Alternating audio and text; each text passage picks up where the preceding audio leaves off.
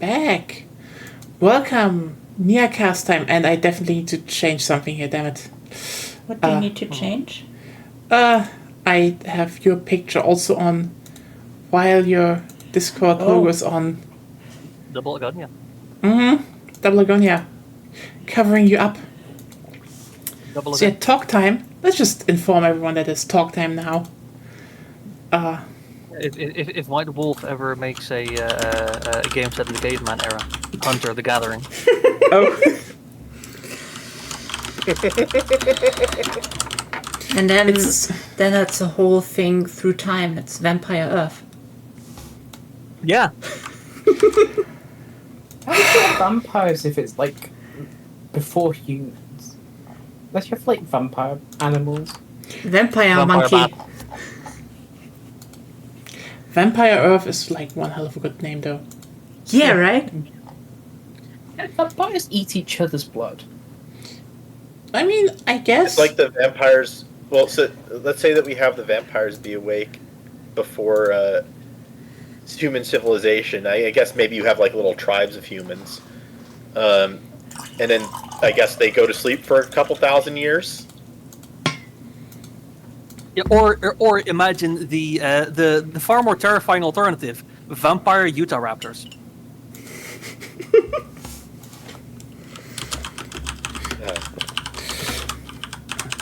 I mean, I guess. No, I'm just thinking. But of then vampire again, dinosaurs. I mean, dinosaurs were there during the Viking Age, as you know.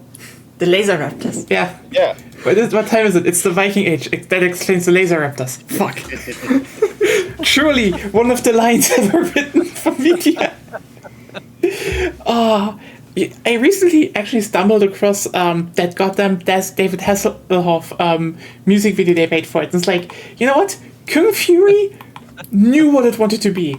Like, there are so many movies who are like, callbacks or parodies, but then they just don't go the full way. They're just like too ashamed to be what they, advertise on the cover. And Kung Fury is just like, no, it's dumb. It literally goes through all the fucking tropes, like, it's a cop and his partner is like almost in retirement. And it's Triceracop. It's unapologetic. It's and yes, obviously the most evil person ever lived came back. That would definitely be like a really funny wacko world, where like you just have humans replaced by dinosaurs. No, there was just Triceracop. Triceracop. It was just Triceracop. Everyone else was a martial artist. He had to fight. Kung Fury is the best martial artist, and he's a cop in Miami in the 80s, and he's a loose gun, so he's about to get fired. But then someone attacks the police department, which is the most evil martial artist of all time, Adolf Hitler, aka Kung Fuhrer. I think Zeph has never seen Kung Fury. That has to be fixed at some point. No, I've never even heard of it before. Oh my god, Ruben! It's on YouTube. It's 30 minutes. It's free. It's amazing. It doesn't sound like it's my cup of tea. It's good, personally. I still like. I mean, I've seen Enter the Fist. It's not as unapologetically stupid. They're still working on a second one, though. I hope that comes Who one day. did it again? What? Kung Fury. There was some Swedish people, I think. They were just like, oh yeah, we're like like a studio specialized in VFX effects, and then they were like, you know what? We just gotta make our own unapologetically dumb movie. And yeah, that's when they went and made Kung Fury, and just had enough money from the Kickstarter that they were able to get David Hasselhoff. But like, David Hasselhoff was probably there just because he was like, hell yeah, this is so dumb, I want to be in on it. Like, he probably gave them a discount at this point. Yeah. I mean, Hasselhoff is like Hasselhoff is a very favorable name for me because of the SpongeBob movie. Yeah, like, again, True Survivor is one hell of a banger song, actually. Like, it's really fucking good. But yeah, Kung Fury is stupid. It's like, is it really that good? I don't know. Probably not. But yeah, it's just it's very unapologetically what it wants to be, and I do hope the second one comes at some point. I mean, some of the lines are just like, again, iconic, like, what time is it? It's the Viking Age. That explains the laser raptors. Fuck. It's just like, I guess. But you know the Far Cry 3 Blood Dragon? Yeah, it's literally that. Think basically in that sort of. But also, Far Cry Blood that. Dragon was like before that and already an homage to like those really shitty 80s movies. Like, God, what the sad part is about it? I totally get why, like, this idea of Far Cry Blood Dragon, we're reusing what we have in terms of gameplay mechanics and the engine. Make, like, a smaller standalone, goofy title where we can just explore some stuff. I get that. It's kind of interesting, being like, oh, hey, how about we reuse what we have for Far Cry 4 and just make, like, a prehistoric setting for once? Or, hey, what if we go further with 5 and just go, like, for a weird post-apocalyptic setting? It's like, generally, good ideas. I don't think they've done the weird one for Far Cry 6 yet, though, so still waiting on that one, Ubisoft. And, like... Yeah, that's ever going to come. And the thing is, I did like that, because... Here's the thing. Making, like, a big prestige project and then reusing the assets to, make a goofy side thing, a budget thing. It's good. I really want more companies to do that because, like, we need more budget games. To be fair, that is Ubisoft's MO. Oh yeah, to a degree. I totally agree with that. Like, I wish, honestly, they would do that with more series. Like, oh hey, they basically only have done it with Far Cry so far, and they, again, left it a they've bit done it in on the dust. regular with Siege for cosmetics, on the cosmetics side, and on the wacky events side. And this is more like, what I mean is like, high budget like, not high budget, like, doing spin-off budget games from, the main series that is like, we're doing some more wacky shit. The biggest problem is they just have, like, a prehistoric Far Cry game is cool, and, like, they put a lot of effort in it. I am happy they did that. And I think, doing New Dawn was also good. Like, I really want them to experiment more. The problem is just, the origin of this concept is goddamn Blood Dragon. And it was a little bit too perfect for everyone. Because you cannot come out and be like, you're playing Sergeant Rex Power Cold, Cyber Commando. Half human, half machine, all badass. Risen from the ashes of Vietnam War 2, and you're like, what the fuck am I hearing there? And then Michael Biehn is voicing him, and you're just like, oh, this is so stupid, and it's perfect. It's just so utterly perfect. Like, they even went and they designed the enemies, and deliberately were like, okay, we're designing them as if their outfits were made out of, like, shitty buckets and stuff, because, if this is a B-movie, they wouldn't have had money to make good costumes. So it is so utterly perfect, trashy, and everything is lasers, obviously. And he throws, cyber shurikens, because obviously. And it's just dumb, and it's perfect, and this is the problem. I like side projects, but goddamn Ubisoft, everyone has been screaming for a Blood Dragon full game at this point. What is your problem? Also, by the way, the island is literally a skull, because... Duh. It's obviously a skull, because this game is unhinged. What's a cyber shuriken? It's a shuriken, but cyber. Is it like they throw a shuriken made out of USB sticks that, like, when installed, it, like, That they didn't have installs a USB bunch of sticks in the 80s. viruses in the PC that he, like, gets stuck in? Or does it, like, no. DDoS them? Or... No, it's a cyber shuriken. It's just like a virtual shuriken. It's They just do it on Fortnite. No, It's a It's a shuriken, but it's a cyber. shuriken, but cyber, obviously. You think too realistic about it. Think about it from a time where people thought cyber was a cool word. Yes. The 1990s? 1980s. Yeah, 1980s more. Yeah, it's like 90s though. no. This is It's just completely steeped in like 1980s aesthetic. it is so Yeah. steeped in that. Like, you know what? Let's just open the goddamn browser. We are in a Nyacast anyway, so we're not playing. That means we can just show shit off. Also, like, so you guys have watched the 1995 Ghost in the Shell movie, right? So you know how the like super intelligent, like become self-conscious AI, like is like they describe it as being it's born out of the data of the internet, basically. Yeah. It's kind of hilarious just how completely false that is in reality. I mean, back in the day, people. ChatGPT is trained on the entirety of the internet. It's still dumb as shit. So. I mean, yes, but people thought that It's would just happen. like- I mean, that kind of happens in Mega Man 6, I think.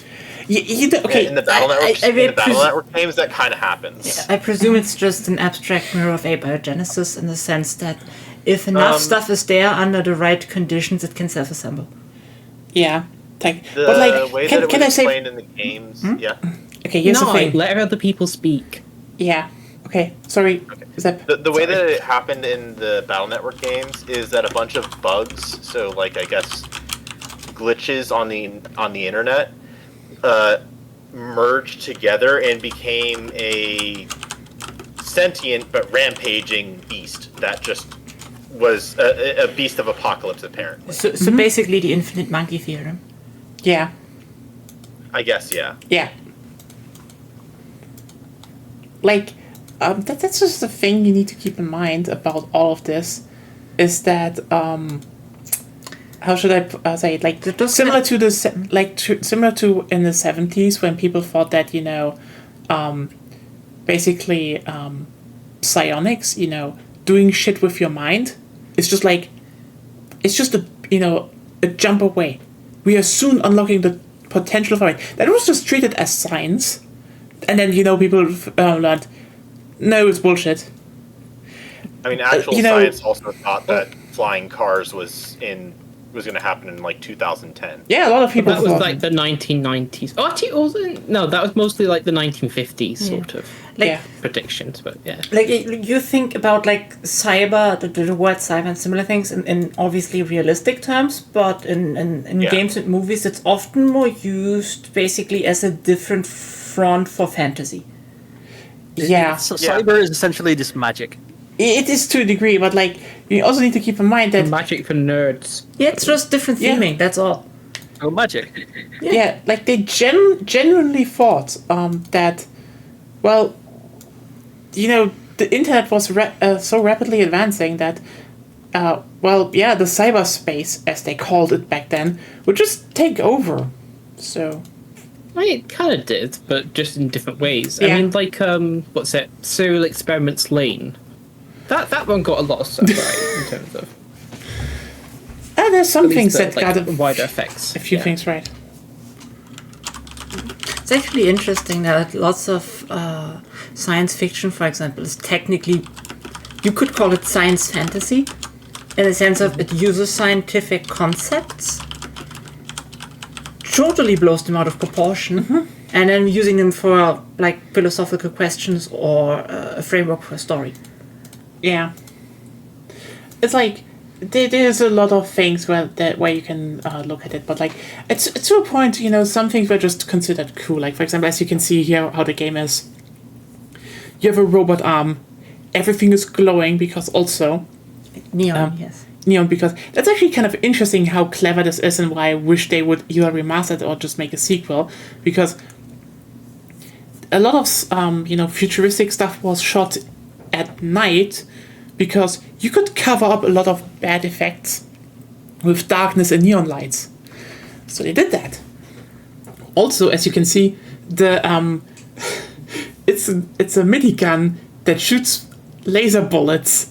but there's still no bullet casings coming out, which they also did because it's light captured in there. Yeah, but like here's the thing. This is like the funniest part about that. Basically, firing blanks was just like it's just like one of the cheapest things that they did back then and still do to a degree.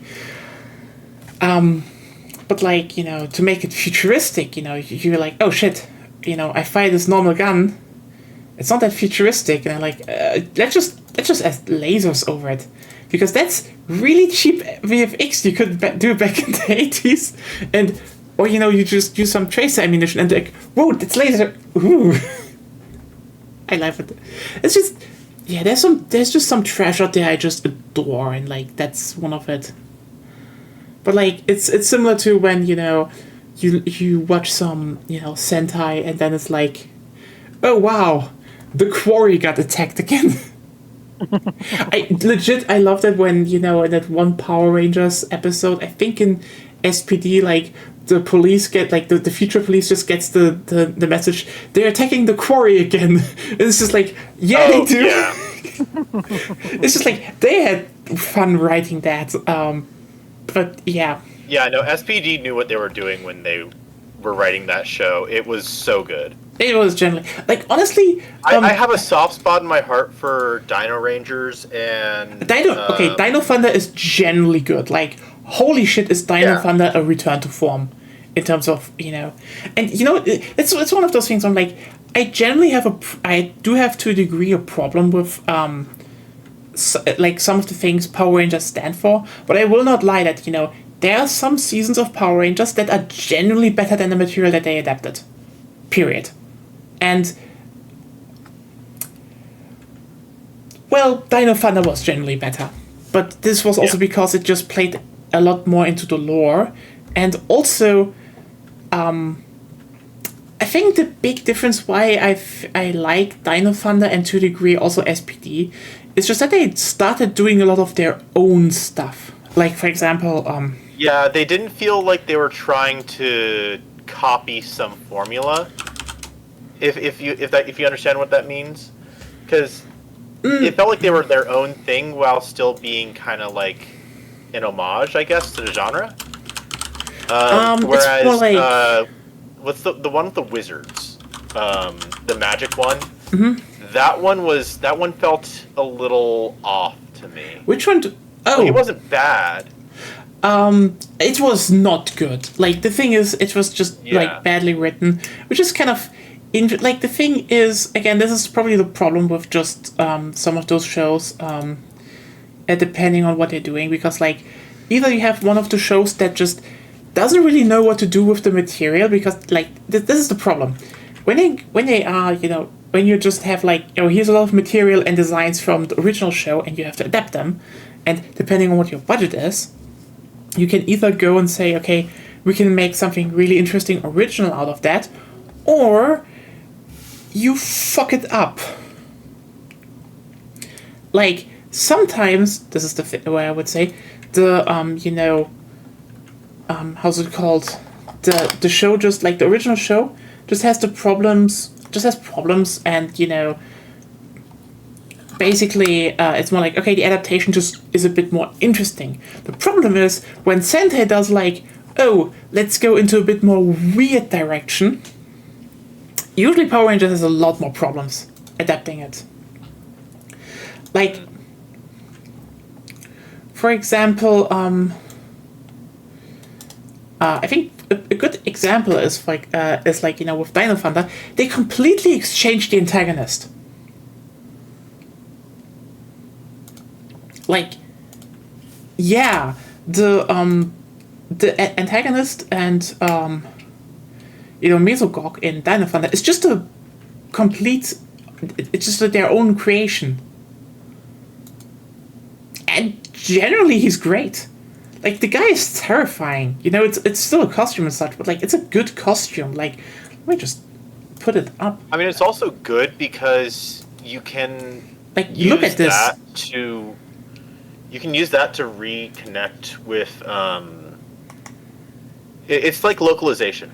done well. It's yes and no. Like, here's the problem. Not exactly, but it's in that line. I would say to one thing, I hate the fact that people say like it's localization because here's the thing. Yeah, it's not exactly localization, but it's kind of in that direction. You know what? Let's just stop talking around the obvious thing. Yeah. It's kind of born out of a bit of a racist idea. Like, the thing is, they were just like, oh no, this is not enough for American taste. As it turns out, actually, Japanese original material is very much popular in American tastes. Who would have guessed? But you know, now we're kind of stuck with that. I think it's more of the case of, you know, let's just be real here. Sometimes the writers at Power Rangers were just cooking better, and sometimes they didn't. Yeah. Like, for example, like Mesogog is a great decision. He's a good costume.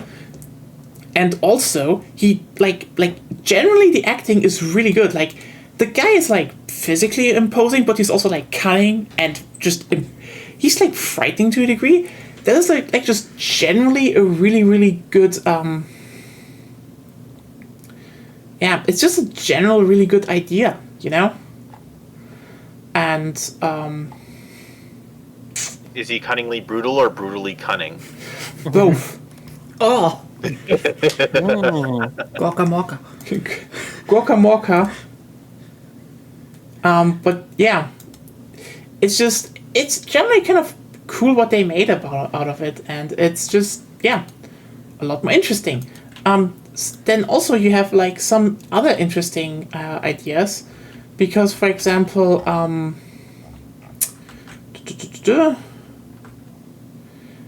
because if you look at SPD, for example, they did actually a kind of an interesting thing there. Because, like, basically they looked at a few ideas of, God damn it, I don't find a picture of it, but, like, you know, let's just search directly. Because, for example, they were like, okay, so the leader of the, you know, the force is a dog. You know, an alien dog, but yeah. And basically they were like, okay, let's go and have him in there. Like, that's him. That's a pretty great costume, isn't it? That's like really fucking good of a costume. So here's an interesting... One hell of a fursuit. Yeah, here's an actual interesting thing. Honestly, so the vibes that suit gave me was like a reptilian dog, which made it feel alien, which I think was a very good thing. Oh yeah. Like that's alien / dinosaur like. Well thought out. Well, I mean, they probably had someone, you know, like if you said this is a good fursuit, I will totally agree with you on that, because the interesting part is it's like one hell of a good. I do not know who they got, but like, look at this. This is like. Well, they probably had input from actual Hollywood, like the proper old Hollywood costume designers. Oh, probably, yeah. The ones who like knew what they were doing. It's like, you know what the most interesting part about this? Yeah, no, the most interesting part about this though is, the same character, like basically almost 1-to-1, the same character is also in the Japanese original. But this is how he looks there. They literally looked at this design and were like, Alien Dog Commander is good, but we can do better. They just redesigned the whole face to be just the way better mask. And like, I just respect that. So the that design right there, the one with the like beard and stuff. Yeah, I know they wanted to is more feels bit like wiser. The rat guy from TMT. Oh yeah, yeah. Like, here's the thing. I totally get what the Japanese version tried to do. Like, you know, he's a bit of a wise master or such, but like, it's a bit cheap looking. This one is really fucking good. Like, I will say, I think I like the outfit on the Japanese one better, but like the head on the American. Yeah, like, on the American one- outfit looks like rubber or polyester, and there it's like it looks actual fabric. Yeah, this one is detail definitely- on the here it's better detail. fabric and here it's leather, but like they all just kind of wear leather in the show, so in American show, so it kind of fits. But like this is just one of those reasons where I'm like, again, there are some seasons of Power Rangers I will not hate on because you can clearly see how there was like a lot of work put into it, and sometimes in the oddest ways. Because like from what I know, even in Japan, people say, yeah, no, this is the superior version. Period. They just made a way more expressive and just way more on point suit. And yeah, maybe there were furries on the team. If so, the furry community has overachieved once more. But yeah, I think the funniest part about that is that there's like this huge discrepancy between both shows because here's the thing. As I would say, there are some shows where Power Rangers is definitely better, and some where they like I wouldn't say the original SPD or the American one is like one or the other is better. Like they do similar things, a bit different. They're both really good though.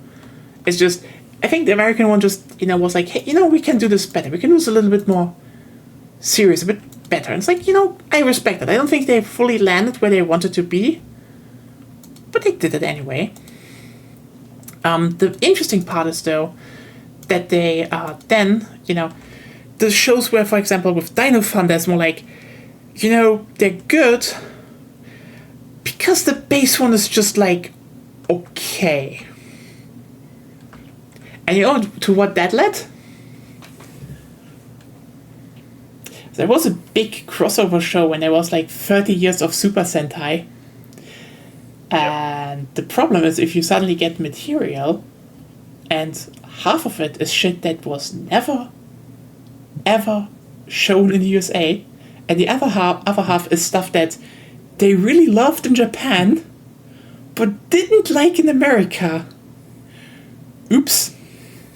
Like, for example, the original show of Power Rangers, wasn't really the biggest season of Sentai. That was before that, actually. And afterwards, to a degree. Like, they were way bigger. And also, I think one of the most obvious ones is, well, there was a little show called Car Rangers. And yeah, the thing is that was adapted into a season called Turbo, and Turbo almost ended Power Rangers. It was that bad.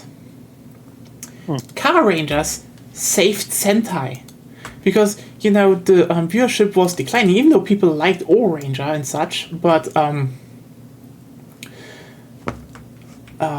yeah, basically, they had like this. They basically made like it basically a Jubilee series, and for 20 years of Sentai.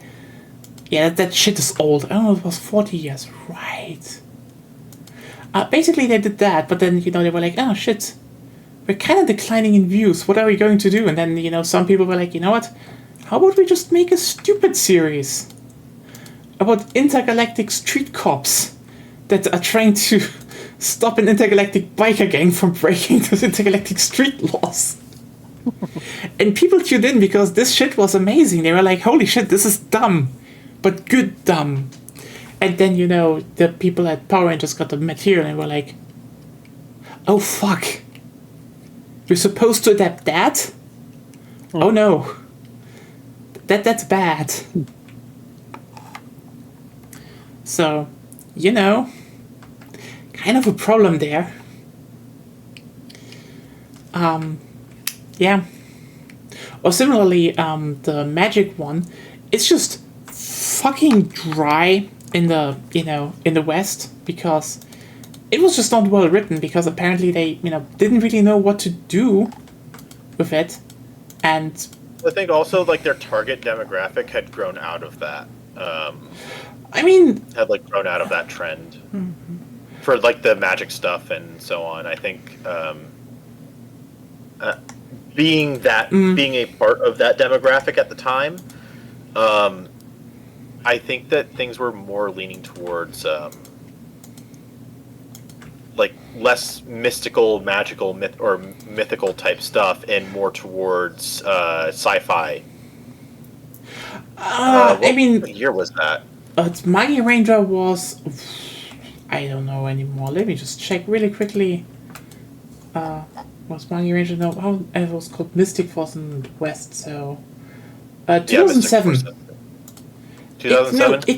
It could be a part of that, but like also I just need to point out that it was bad.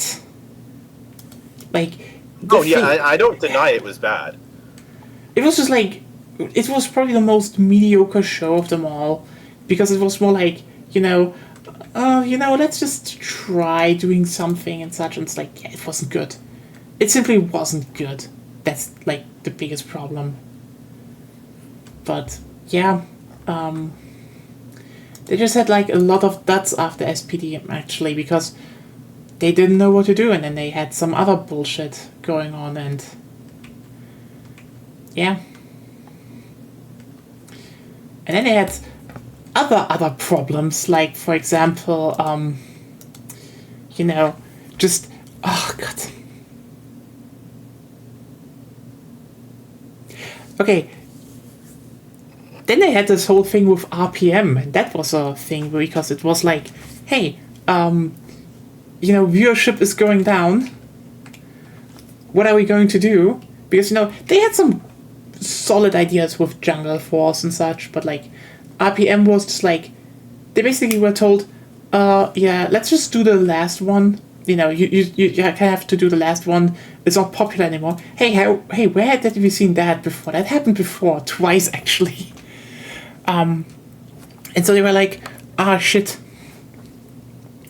The thing we need to adapt was just like, a goofy car thing again, with like, where the cars were coming from like a car dimension, where they had big googly eyes and such.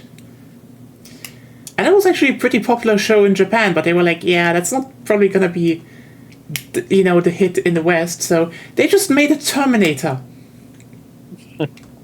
No, seriously, like, it's literally, an AI has taken over, there's like one human holdout. So, Matrix, Terminator, a bit smashed together, and, it's like the last humans trying to free the world, or at least defend what's left. And honestly, RPM is really well written.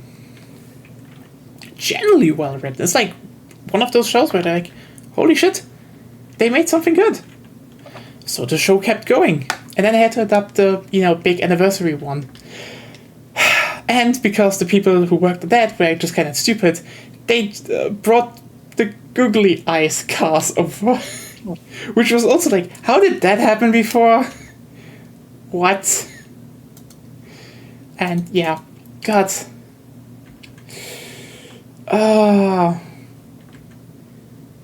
Didn't really help that they tried to go to basically dual formats, like, oh, hey, we have like one season and then we have another one with the same people afterwards, again, but we just use different we use different Sentai footage, and it's like, oh yeah, no, that's a dumb idea. That's just dumb. Period.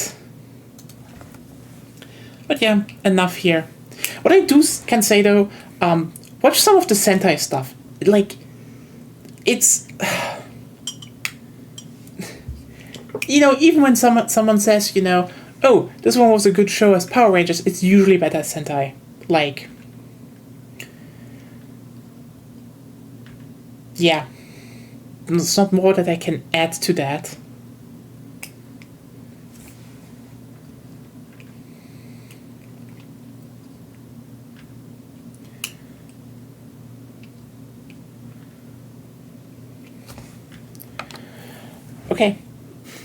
fuck?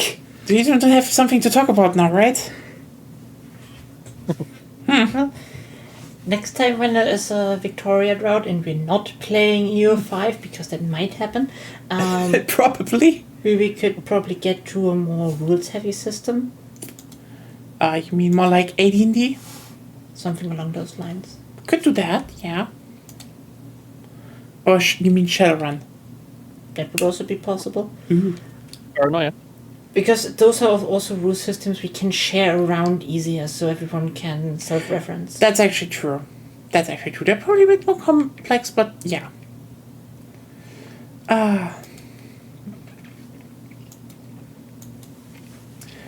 Well,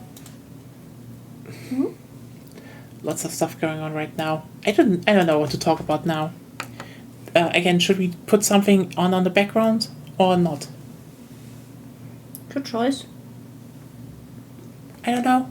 I think most people are playing something right now, if I saw Steam correctly. We could also play something together. That's the thing. We just currently talking. I'm happy to play something I'm just saying I'm happy to play something together. I'm fine as well with that. Actually, here's a topic. Have any of you guys watched Andor Season 2 yet? Not yet. Not yet. Sorry, Not yet. we're currently I haven't been rewatching watching Dr. the House. I am waiting. I've been waiting for my work season to end, so I'll probably Yeah. binge it after next week. That's also the thing. Like Andor 1 was really good, but we probably will want to binge. We kind of want to binge it, and said rewatching Dr. House. The series is finished now, so you can binge it. Oh yeah, sure. Like But I just did. we do want to first finish the Dr. House rewatch and bitch at Gundam Crooks going on, because that show just doesn't get to a point. Oh my god. Fair. It's You know what? hilarious. I would probably have less of a problem with it if there wasn't a constant barrage on social media of people claiming it's actually good. And it's like, listen, you keep making weirder ass pulls every week. How the whole surface level shit this show pulls is somehow deep. Just stop at some point and look inside of you and realize you might have actually been that person, when your teacher was explaining, media theory in school, that was like, so I can just interpret everything into a dude. Am I generalizing a bit? Yes. Am I pissed off still? Yes. Someone pull up Uncle Iroh and ask the big questions. Who are you? Yeah, like I just am a bit pissed off. It's not, like it's a mess, this show, and it's just like not going anywhere. It's always like maybe next time, and everyone pretends that's like the best thing, or is then like, oh no, this is totally not a love triangle. It's a fucking love triangle. It's a shitty written love triangle, and no matter how much you point out with, but there was also triangle original Gundam. Yes, but here's the thing. Char, Amuro, and Lala were interesting because Lala, we all knew Lala would die in her attempt to mend the rift between the two. And the interesting part about that was because Char and Amuro were fucking obsessed with each other for like 40 episodes. You can't just say, listen, here's a triangle, and pretend it's the same. I mean, the next next episode was literally like, do you remember the Psycho Gundam? And it makes no sense that it's here and that they developed it, but now it makes cool shit and then it blows up. Okay, here's the thing. For everyone who doesn't know why this irks me so fucking much. Basically, the shows, the original Gundam shows are like, there's the one from 79. It's about the 1 year war. The Earth Federation is attacked from Zeon. The Zeons are like ahead in technology. They have developed the mobile suits, and the Earth Federation just developed their own. Basically, the Gundam RX-78. This is, by the way, why it's called Gundam, because their base model was called Gundam. They also developed a gun tank and a gun cannon. So, Crooks plays in an alternate timeline where Char Aznable stole the Gundam. And everything related to it. Like, keep in mind, even the original show, until they dock at, until they are at a specific location to actually pass everyone the the data of the Gundam. The Federation has no their technology was just gone during that time. They tried to make some backup plans, but their technology was gone. And only afterwards they developed the GMs and so on and so forth.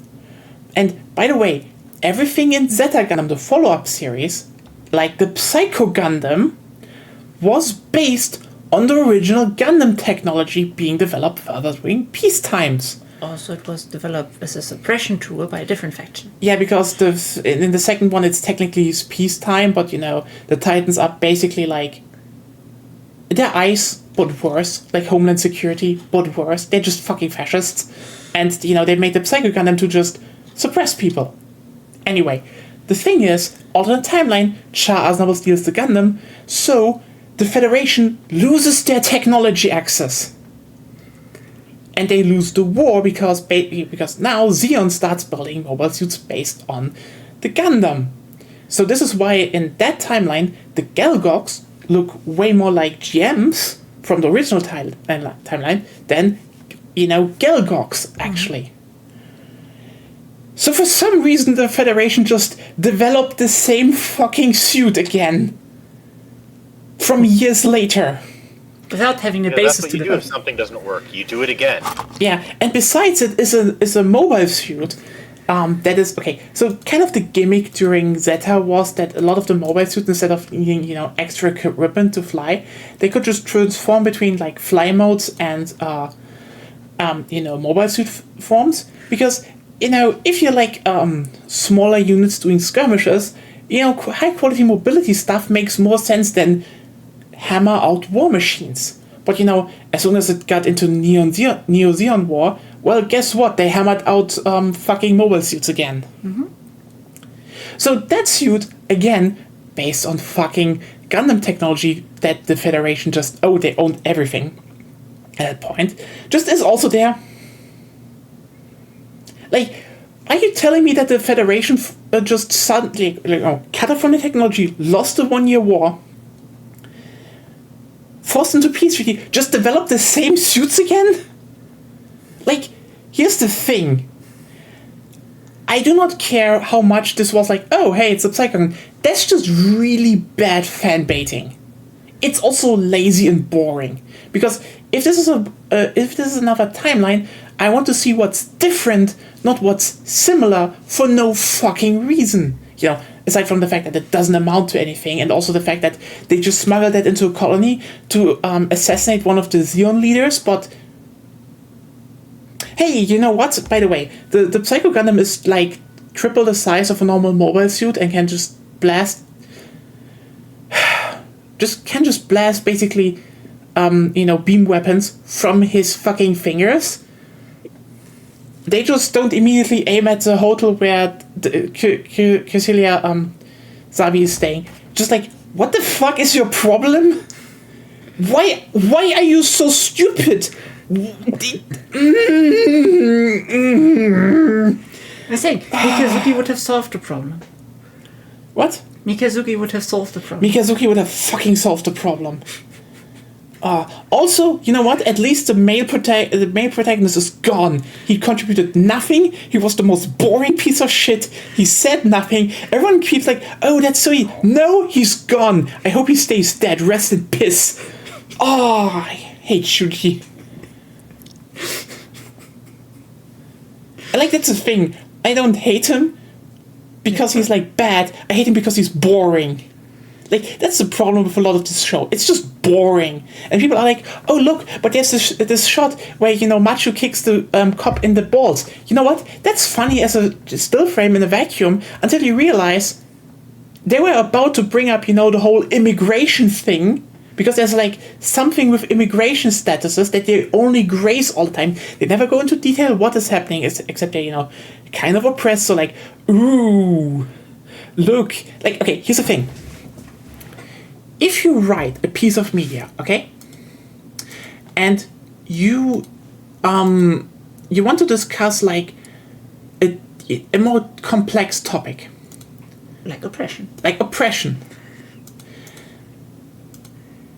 If if you only graze at surface level and just point at there's something with the cops are kind of bad to immigrants, and you just kind of leave it at that and never really go into any detail, you're fucking cowards.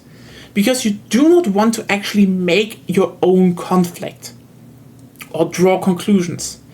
It's just... You would need to have a position at that point. Because that's the thing. They're definitely like, oh, this is bad, but it's just surface level gesturing at the conflict that is really vague. So everyone can just project everything they think onto it and never really think about, what would be like specifics about that. And again, it's just lazy. And the moment they could have brought anything about that up, Macho kicks the cop in the nuts and just cuts everything off. The moment this show could have gone interesting, it just stops.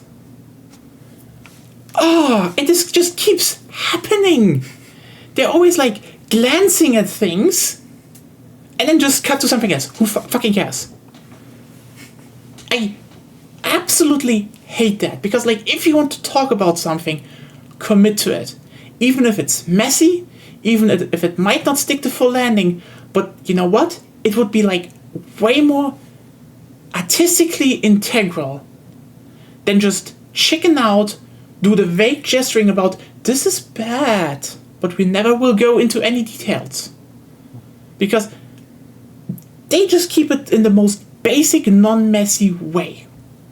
I mean, I get not wanting necessarily to go into such topics, but then you shouldn't make it a relative central focal point for one of your characters.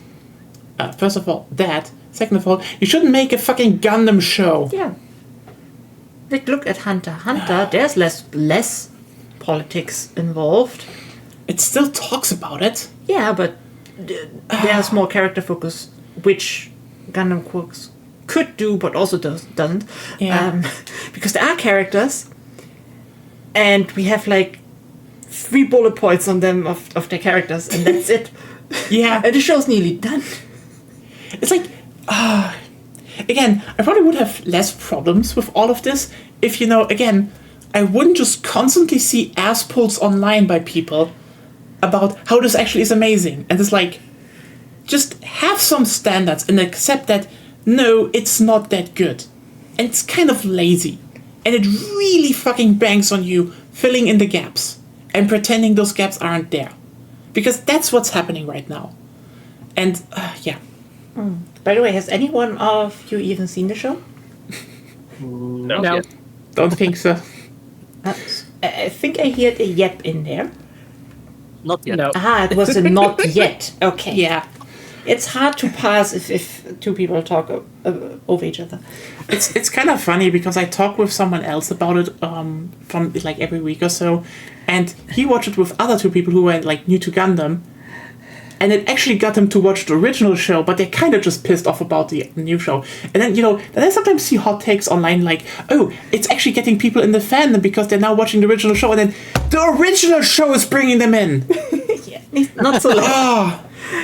I know they probably watched the original show because of Crooks, but Crooks hasn't finished.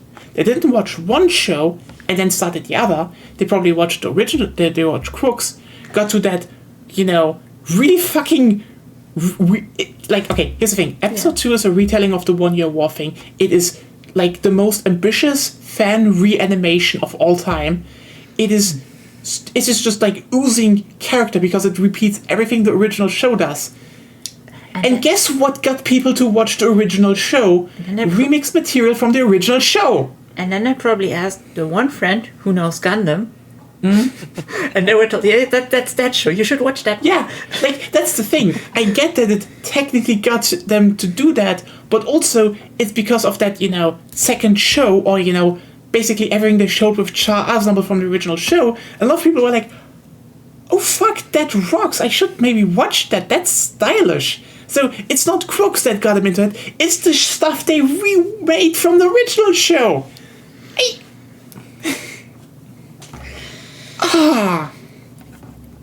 I don't even know where the show ends. Is it a hate watch at this point? probably only because of what I read online. Like, the show itself is like, okay, it's just a fucking mess. It doesn't know where it wants to go, but like, not that this is kind of a, ongoing theme for modern Gundam shows. And sadly, like Witch from Mercury was mid, but at least it had high points, at least in the first season. It had lesbians. Yeah, and which Iron-Blooded Orphans also had. It wasn't even the first show. Yeah, but they were more focal though, and they had actual character development and stuff. Yeah. In comparison to Crooks, we know about Macho that she's sporty. She's kind of bland and does faces. The faces are good, but yeah. Yeah, but she's sporty. That's her bullet point. She's sporty. Yeah.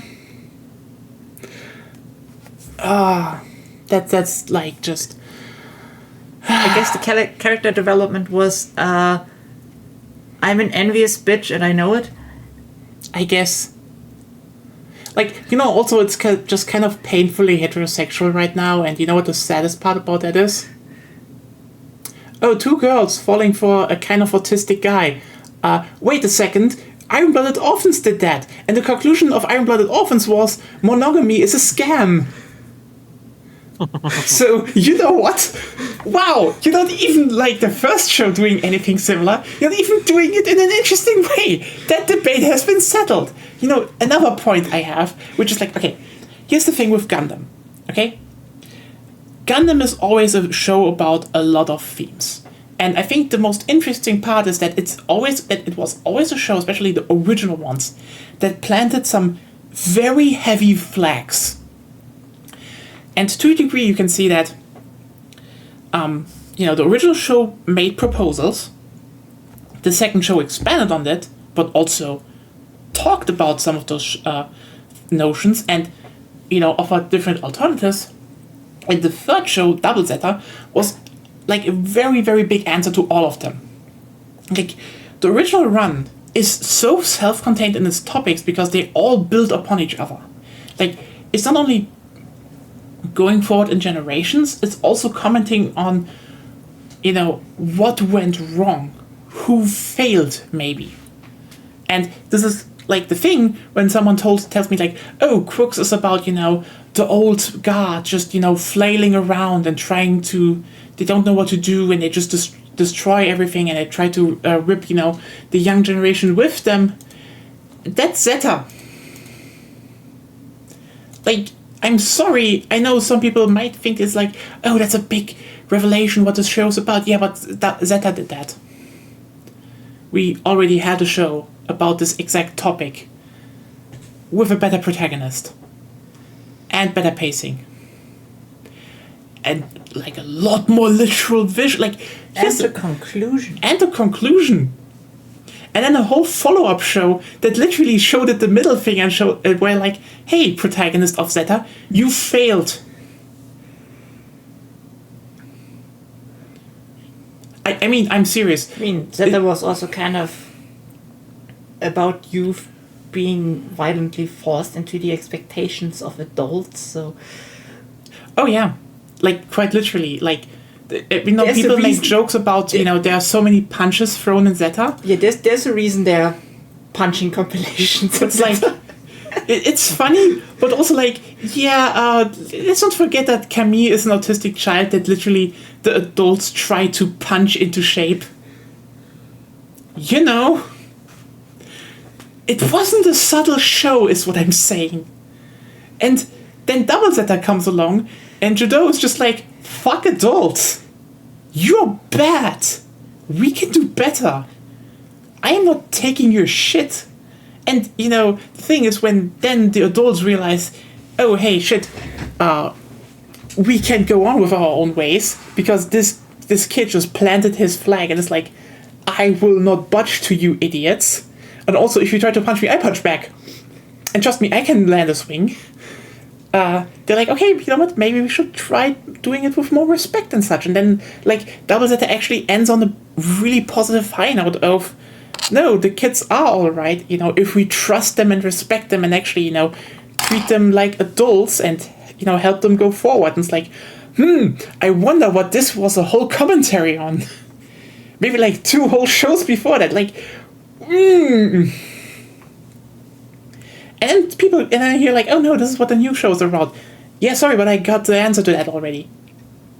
At least the proposed answer by this artist. At least there's one Also, answer. I kind of disagree about Quokes even being about that. I totally agree. I don't even know what it is about right now. It just does things. It just throws things at the wall and it's like... There's not really an overarching theme or anything. Police bad? I guess. Vaguely bad. Yeah. Maybe give it some time and maybe it'll show something. Zep, next is episode 8. The show has 12 episodes. Yeah. Yeah. Still, I've seen shows switch things up. I mean, and like reveal everything that deep into it. That could be, but like could be, but it's more a thing for mystery shows or show with a deeper mystery. Yeah. Like the philosophy. No, I definitely understand where you're coming from with that. Like, yeah, I'm not saying it's impossible, but I find it highly. It's not commonly done. I find it highly unlikely that this show will do it. Because right now, I can't think of anything that would connect the very decentralized topics in any shape.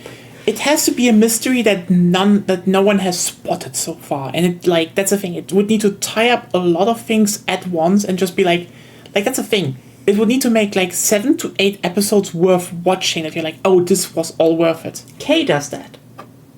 Oh, but here's the thing. But K is literally sets itself up as a mystery from the start. Yes, because it's literally about a protagonist with amnesia. And there's a lot of political infighting going on, so everyone's like, And it's very gay. Very gay. In the yaoi way, yes. Yes, there's one token woman in there. Like, one extra token woman. The other one is kind of important. If I remember correctly,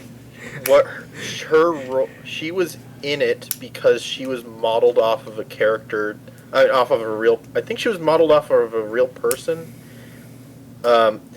It's been years since I've watched K or read anything about it, so I might be off on this.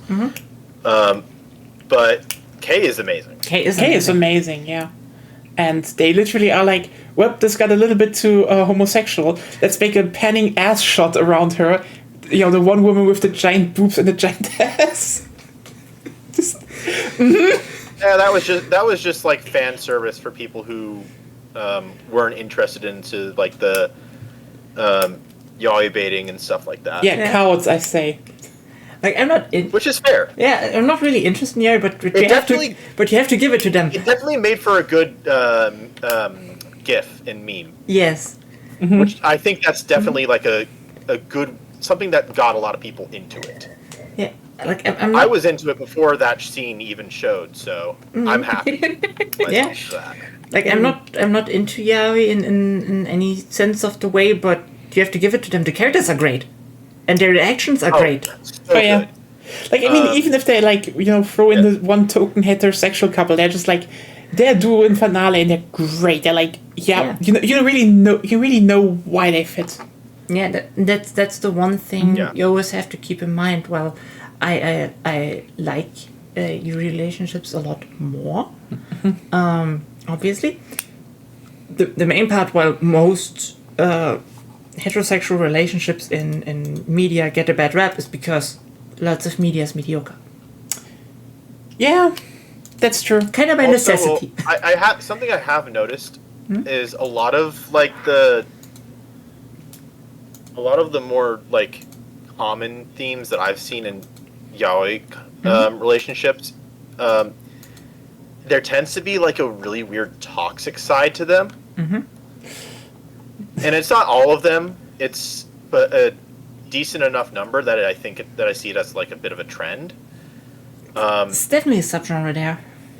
Yeah, and so I don't see that as often in Yuri and even like a lot of the straight relationship ones.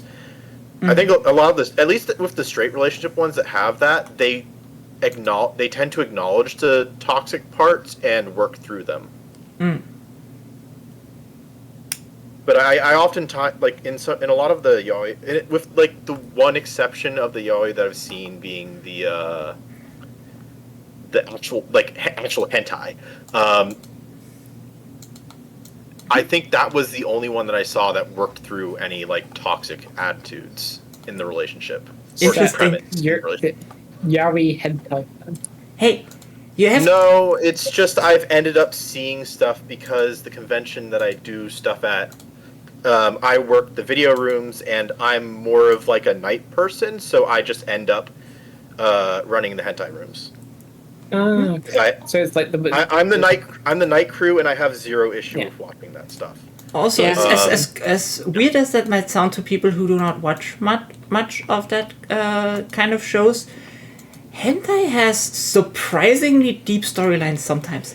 Yeah, like Yes. Well, you have to go into the stuff that's produced. That was anything that was produced, say after I want to say 2010, tends to be more on the shitty side. There are some good gems in there, but the majority of stuff produced before 2010, and especially in the 90s, those are some really good stuff. Yeah, that's like the thing. Like, there's a lot of just normal porn anyway. But, like, there's a lot of stuff where, you know, someone definitely had, like, you know, there's a common theme about, you know, in terms of, it's even, you know, someone pitched us a serious show, gets rejected because, you know, no one believes in them.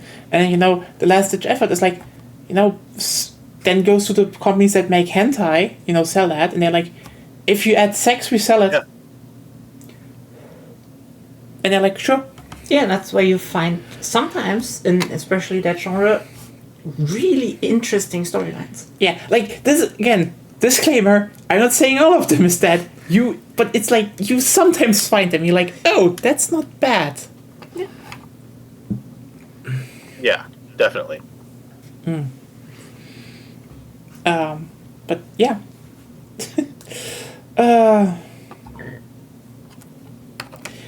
Whoops. Yeah, it's good. But yeah, just ranted a bit about Gundam. Just, I guess it had to come out. But also, I know what G-Quarks is about. It's about 7 episodes so far. yeah, fair point. It's about 7 episodes. But yeah, I can't wait for you just, guys to watch on the board. Fun. Actually talk about it because there's stuff I want to say, but it will spoil it. So I'm obviously Hey, look, not Rube, going to say Rube, anything. We can talk about it in 2 weeks. yeah, probably. Okay. Probably. Okay, I have to wait. Yeah, we will definitely watch it at some point. It's not like we're waiting. Like, this is the best Star Wars has to offer right now, and yeah. I'm not gonna skip on good quality sci-fi, actually. Like, I know it's weird to say, but like, that's why I watch Gundam. It's usually very high quality sci-fi. Yeah. Like, okay, you know what? I don't know, since we just have talking and shit, do we just want to defend Super Earth a bit? It's still ongoing, I guess. We can, yeah. It's just if you all are okay with that. You know, the Nyacast gets interrupted a little bit. I will probably head to bed now, Sure. if that's okay. Have a good night, I might, Ruben. No, I I'm might all for hang, it. or I might. You might I hang. might also sign off in a bit. I might hang, or I might also sign off in a little bit. I think my brain is. I can feel my brain shutting down as well. Yeah, I get you. It's like I'm also a bit. I'm still recovering from the fact that I couldn't really sleep a lot the last days because, you know, we've been a bit awake for a long time, but also like yesterday people just drilled holes. Aha! Yes. I told you, drill holes in the people. That solves problems most of the time. You may get other problems, but that's not my problem. Oh. That's yours. I wish I could drill some holes into this fuckers. Because, like, it's just, I couldn't sleep well. Hate it. Hate it.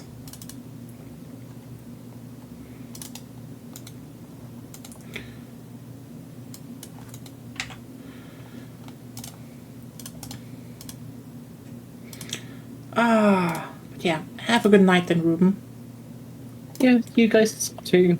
Bye. Night. Good night. Night. Hey, Ruben. Okay. also gonna drop for now. So Okay, yeah, then have a good night as well. That's Night. only Night. our group here. Night. Alright, wait, is it everything? Only you two online then. There we go. We could make a really shitty spin-off of Helldivers, make it Norse mythology and call it Hail Divers. Why? To leech off the name, I guess. I guess. Time to leech off the name.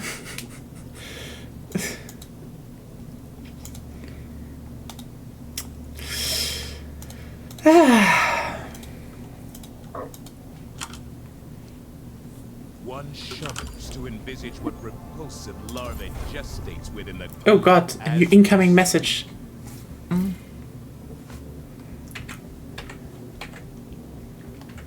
Uh-huh.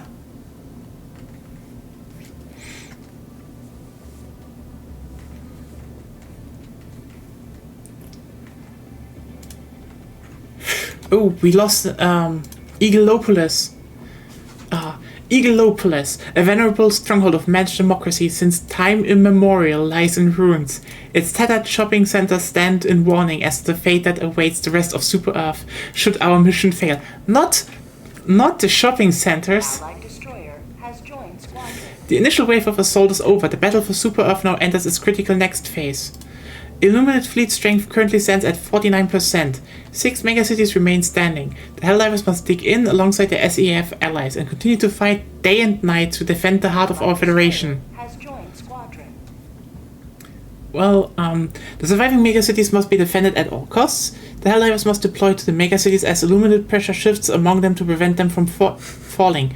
Once they fall, they cannot be reclaimed. Oh, okay, so like, when the city is gone, it's gone. Following an exhaustive military choice-making process, the Helldivers are ordered to execute a sustained campaign of successful operations on Super Earth. Completing the targeted number will result in additional impact to Illuminated fleet strength. This course of action is the brilliant result of thorough analysis of our top strategic minds. Well, definitely great resolve and great strategic minds. So essentially, we need to. If we don't hold a city, then it's going to be a problem. Yeah, Eagleopolis is dead already. So we have equality on SEA. Administrative Center 2. And Remembrance. So should we defend Europe? Hold on. I'm gonna check the app, because usually on the app they have they'll tell you, okay, how good is the defense going, stuff like that. Ooh. We're doing the deep plans now. Extrapolating from recent increases, I presume. Mm-hmm. Let's see.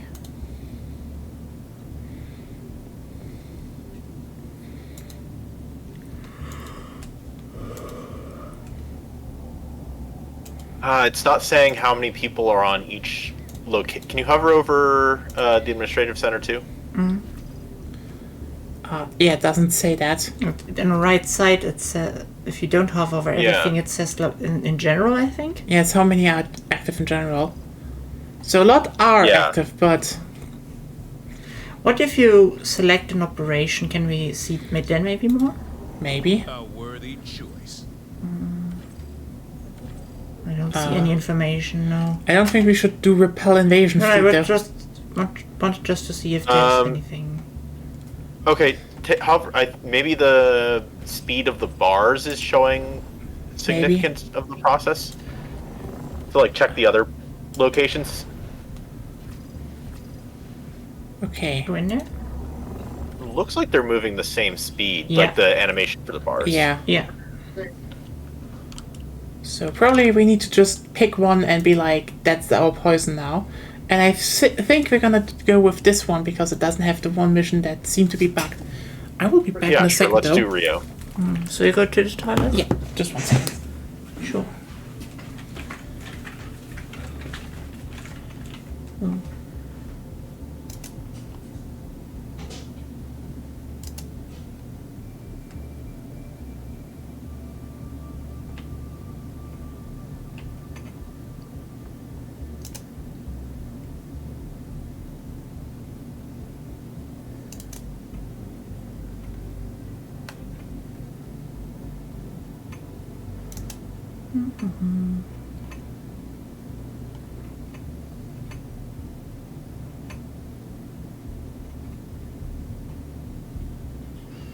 Have you found a good way to deal with the Leviathans yet?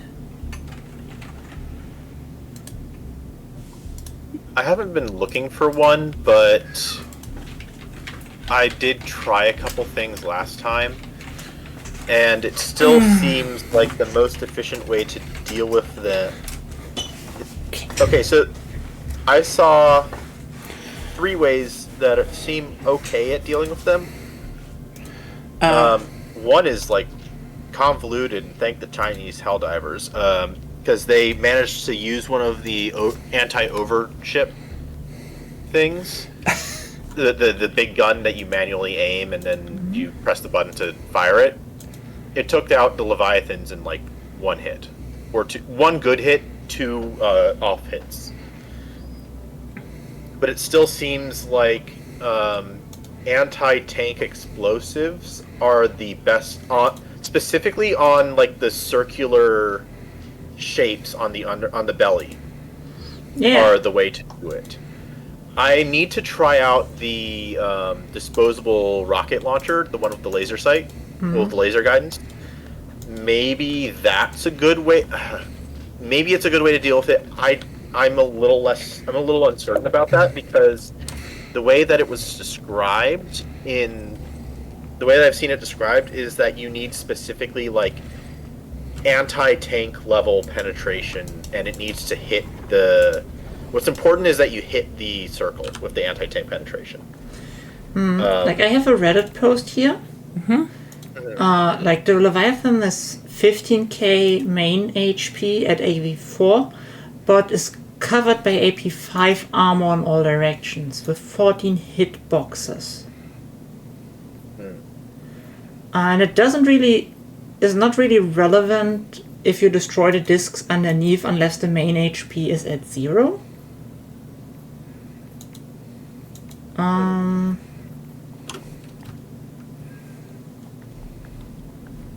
Does it say anything? Because my thought would be like if you destroy all 3 discs, that it would just die.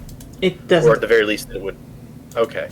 Unless its HP is already at 0. That's under the misconception thing. There's only 1 disc, and it's at the front. Destroying them all doesn't do anything unless main HP is 0. Okay. Second misconception, the front cycle is a weak spot. It's AP5, and even if you destroy it, the 2 fin hidden boxes actually cover the internal main behind it regardless. You can shoot at it to drain main, but killing it does nothing. So we essentially just need to target... What was it that had AP4? Basically, the main hitbox has that. The armor is AP5. I'm trying to find it more, but it's not very to the point, this post. Yeah. All Leviathan parts are 100% to main, which means that all damage done to them will contribute towards the 15k main HP pool. The wiki does not reflect this, but they also have a damage overflow cap. Essentially, if you hit any parts with damage above their current HP pool, the overflow damage won't contribute to main. If you hit a 3000 HP pool with a 3200 HP attack, you wasted 200 damage. All parts are also non-fatal. The only way to kill a Leviathan is to deplete its main HP. Does it seem like it loses a chunk of HP when a part is destroyed?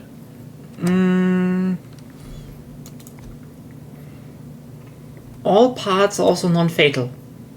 The only, like as I said, the only way to... Oh, yeah, no, I'm not talking about that. I'm saying, like, say, if you destroy a part, it loses an extra, like, 200 HP. Not that I can see. Maybe they haven't thought or had the time to test it. The Leviathan dies when 3 body joints break because of the main HP reaching 0 and not their joints. Okay. By the way, and the suggestions are the anti-tank emplacement. because it's 1,300 damage at AP6 with 30 rounds. So you deal full damage to any part of the Leviathan. Now the explosive part is irrelevant as it's AP3. Math suggests 12 shots to kill a Leviathan. And people say it's more 13 to 14. Recall the damage overflow. Suppose you... I'm pretty sure I'm pretty sure I killed it in less, but maybe it's taking damage from clashing in the buildings. Or from other players, like we also shot at it. Yeah. Yeah. Maybe. Yeah, if you shoot the rear fin 3 times, that's 3,900 damage total, but 900 of that damage goes to waste as the fin only has 300 HP, 3,000 HP. Therefore, you should spread out your shots so that you don't destroy any part. An easy way to kill the Leviathan approaching you from the front is to put 4 shots into each front fin and 4 shots into the warp disc and a clean 12 shots to kill. From the rear, 3... Oh, so it doesn't take damage from a destroyed part? No. If you have to...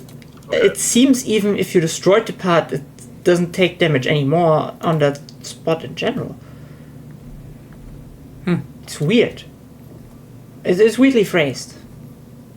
I'm not into it enough. And the other... That might explain some of the awkwardness I had. And the other weapon that is suggested is the recoilless rocket. Yeah. By the way, do you think I should get the gas warband or the truth enforcers first? Because the SMG That's more in line with... Truth enforcers is better for the SMG. Yeah, SMG, and I think the shotgun is also solid. I don't think it's like the best. That's medium armor pen, so... I don't think you'll get very much out of the chemical agents warband. Yeah. Fair point, I guess. The But gas like, grenade, also, it can be good for like crowd stuff. But If we need, and plus if we need people to have the dog breath or the sterilizer, Yeah. I can do that.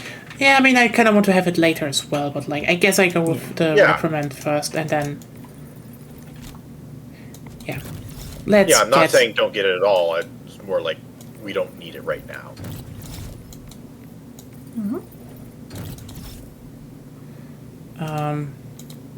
yeah, that one. And then you need 28 more, so you have to... Get this one. Yeah.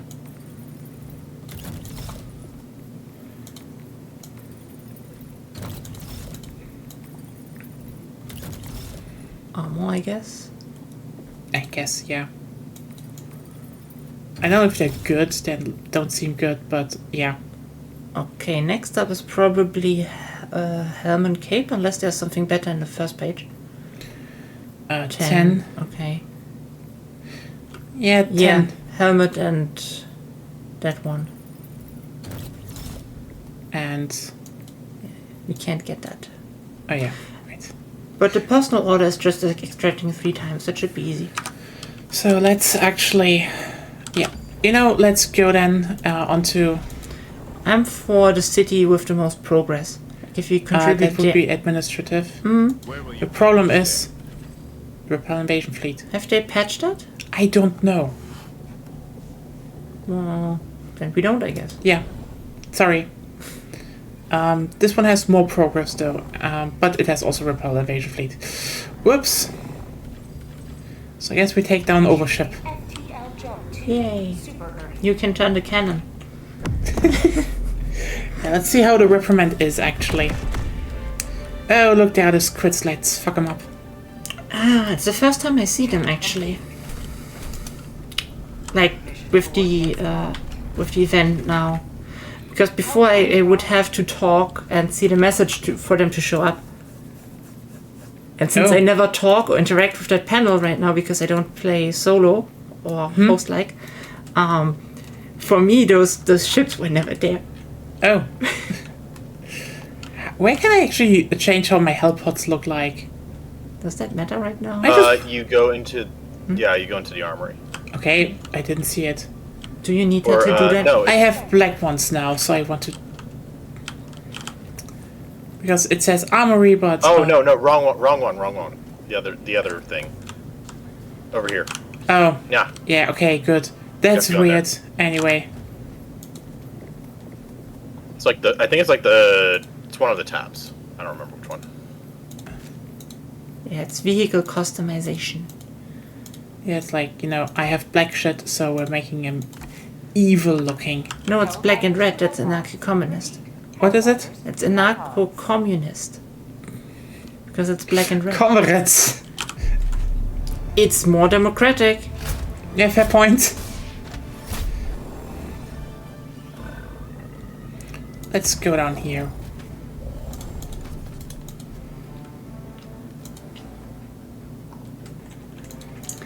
Let's try to remember what I didn't do, I guess.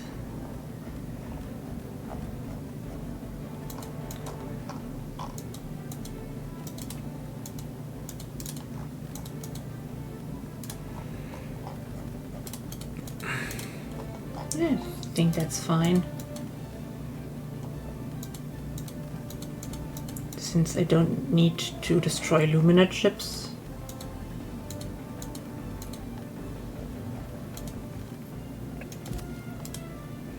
Mission is this? The one with the big cannon.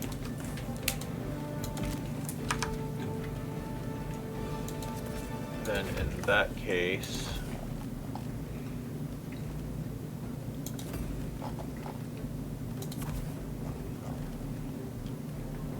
Oh, yeah, I see why the exosuit isn't a good choice for taking down Leviathans, because it's only medium armor penetrating. Well, medium armor isn't the number directly. The medium armor describes a range. Yeah. I don't know.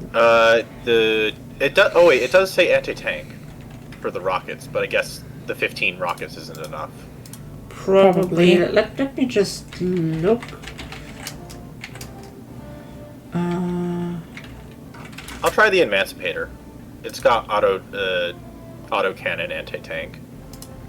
Emancipator, I can Google it actually.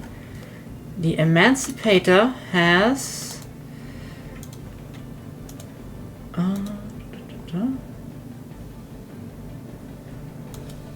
Access to destruction, large robostorm. Doesn't tell me right. Stagger force, push force.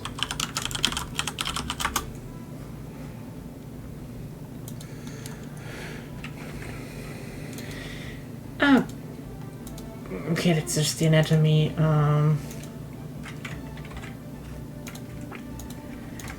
They really need to...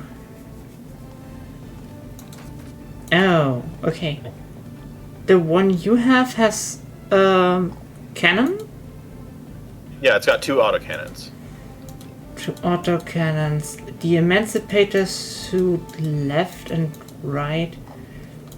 Is that APHE 30mm?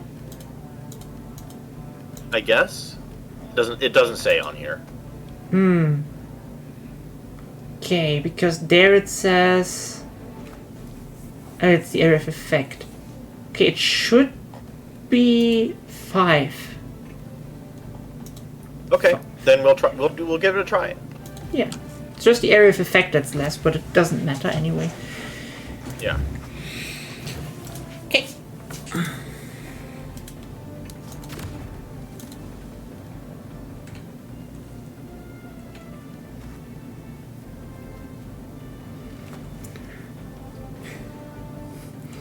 And that's the one thing, they're pulling a Dark Souls with their AV system. That is just not as clear. Yeah, because in Dark Souls, the rating describes a possible range of numbers, but you don't know which number in that range it is. Yeah. Like some difference between weapons between A and B, for example, can be very tiny depending on where on the range of numbers they actually fall. Like, I don't know the exact numbers on top of my head, but let's just say B is 4 to 6 and A is 6 to 9 or something. that's kind of how it works here. You have a rough idea because of light, medium, and anti-tank descriptors, but they generally describe just the range.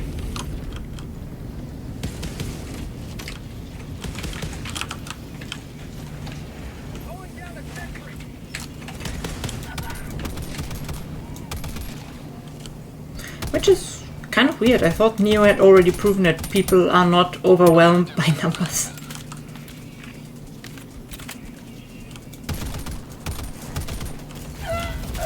Zep. What happened? I saw that happen. You just stood there in the I machine shot gun, some. side of the fire. I shot at things. You just killed me. No, the machine gun turret killed you No. because you stood in between it and a voteless. Oh, that's bad behavior, yeah. Don't Why stand did you between throw the down- machine gun Also, turret. it had the time. It had the time to break your shield too. Do you two maybe want to get over to the other thing? I get the one down here. Yes, I guess. I'm heading to the one in the west. Okay. But yeah, it's really kind of interesting how much this now actually looks and feels more like EDF. Oh shit, I need to definitely get Lena to write tomorrow that we get EDF 6.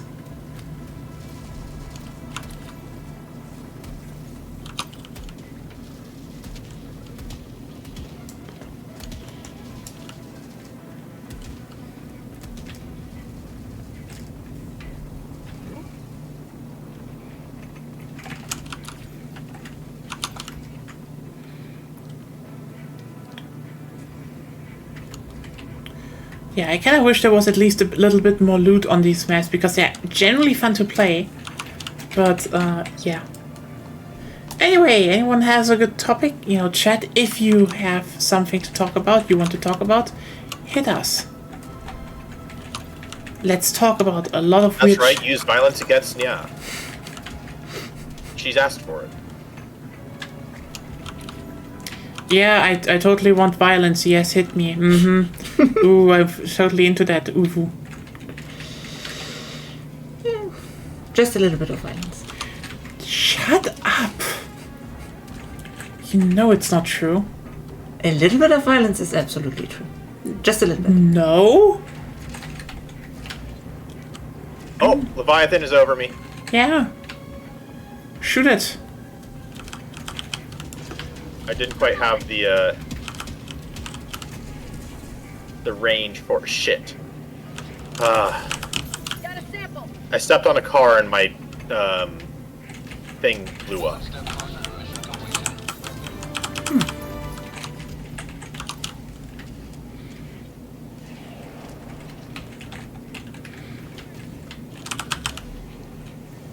I couldn't take it down because my exosuit blew up.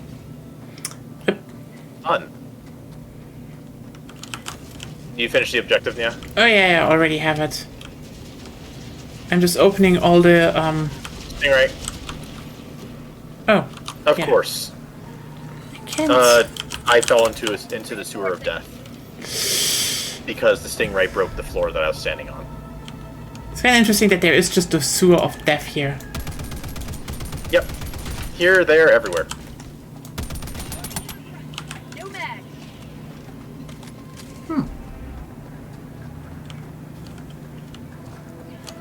Oh yeah, right. Oh, is there an underground system? You died. Okay.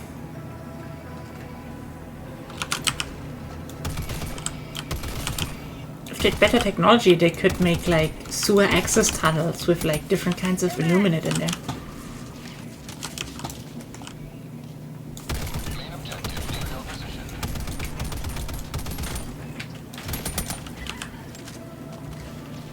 Oi.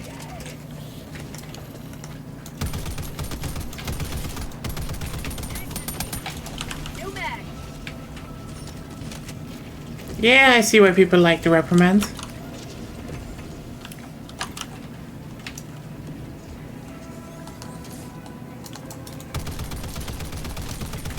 Oh. Enemies behind us. Yeah, but like...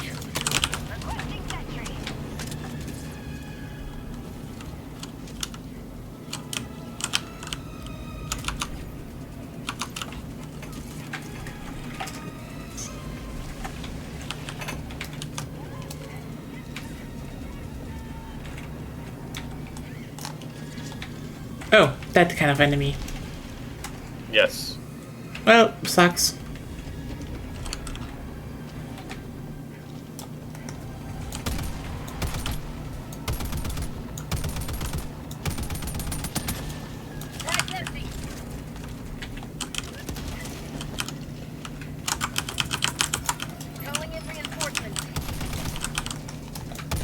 I know exactly how I died there. I did a diving shot, and it was close enough that it propelled me ever so slightly into the ground, which killed me. Oh. Yeah, that's not good.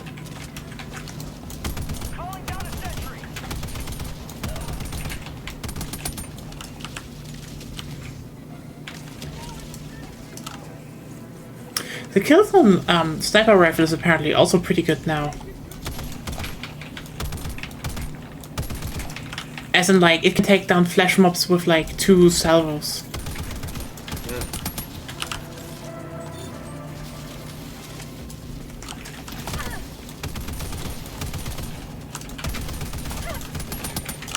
Last reload.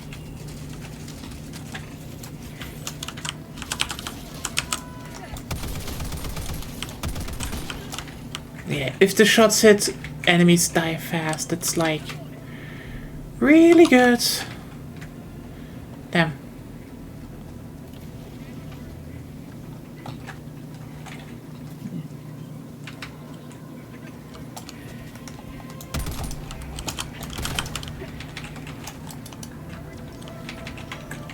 It's very interesting that we have basically the heaviest weapon that Super Earth has underneath playgrounds.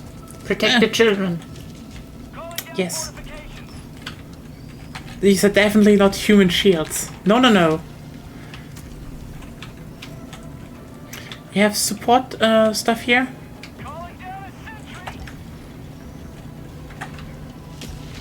Supplies, yes.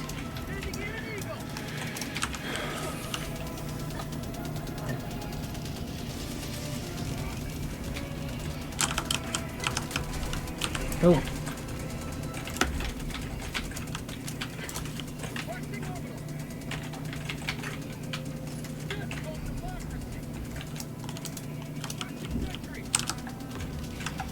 I'm on it. Where is... Ah, there's our ship.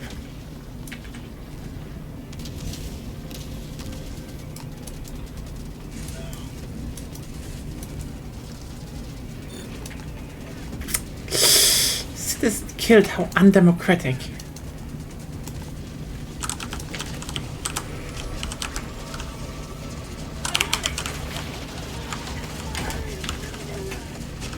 Oh, geez, 2 of them? Yeah. I think it generally has 2 on the map, but like... Yeah. Well, they were going at... They were doing like a crossfires. What yeah. surprised me. I have one down.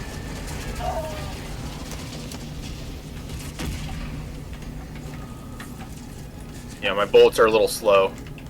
I managed to hit the first one, but... Okay, can you fire?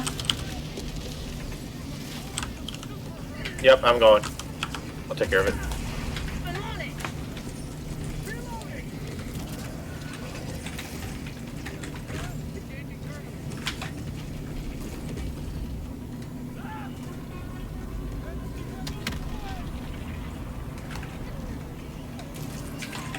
That was a good shot. Yeah. Basically perfect. Just keep shooting. Oh, wow.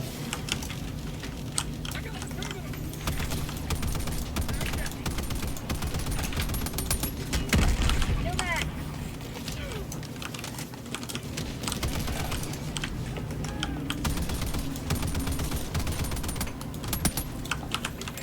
Below us, Begonia.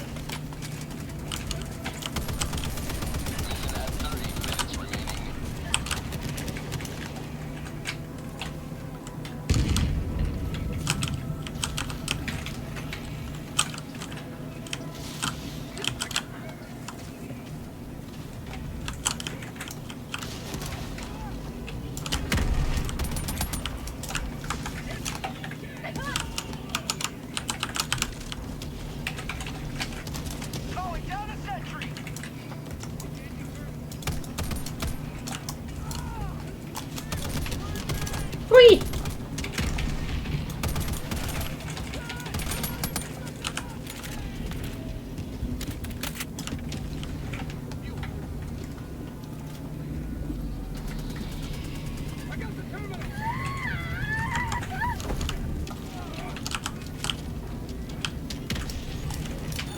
Oh.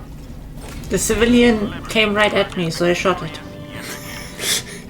Probably had a knife or something. And It came at you. That's just how it is, you know. Anti-democratic knife, nonetheless. Yeah, an anti-democratic. Oh yeah, there are democratic knives and anti-democratic knives. Yeah. Like the ones we have. They're democratic. Yeah. By the way, I saw at least that apparently bayonets are gonna be an attachment, Oh, nice. which would be interesting if they made them viable in some form. How'd you like to taste of freedom?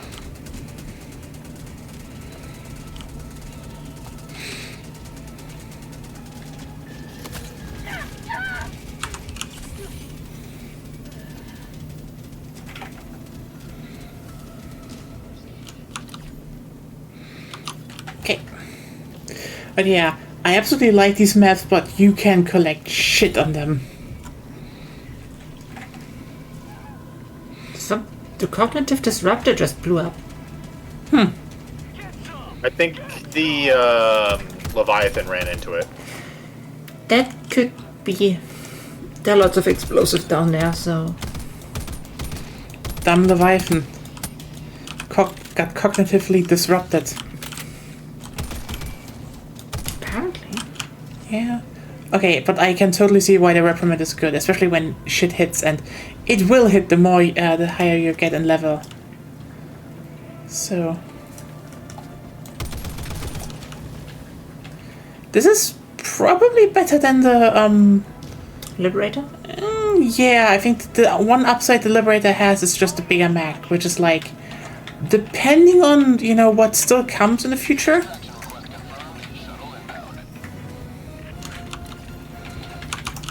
And they said a lot will come because, you know, I said a lot of stuff, they just wanted to get the system out and running first, as fast as possible. And then keep expanding on it, which is like, you know, smart idea, actually.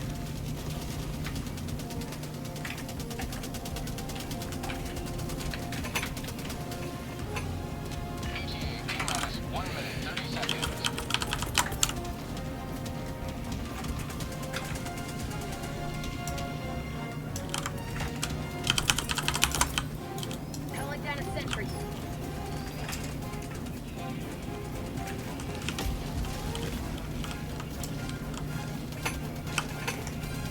Like, you know, it generally, I think it is in current times to a degree better to get some things out hot and fast than, you know,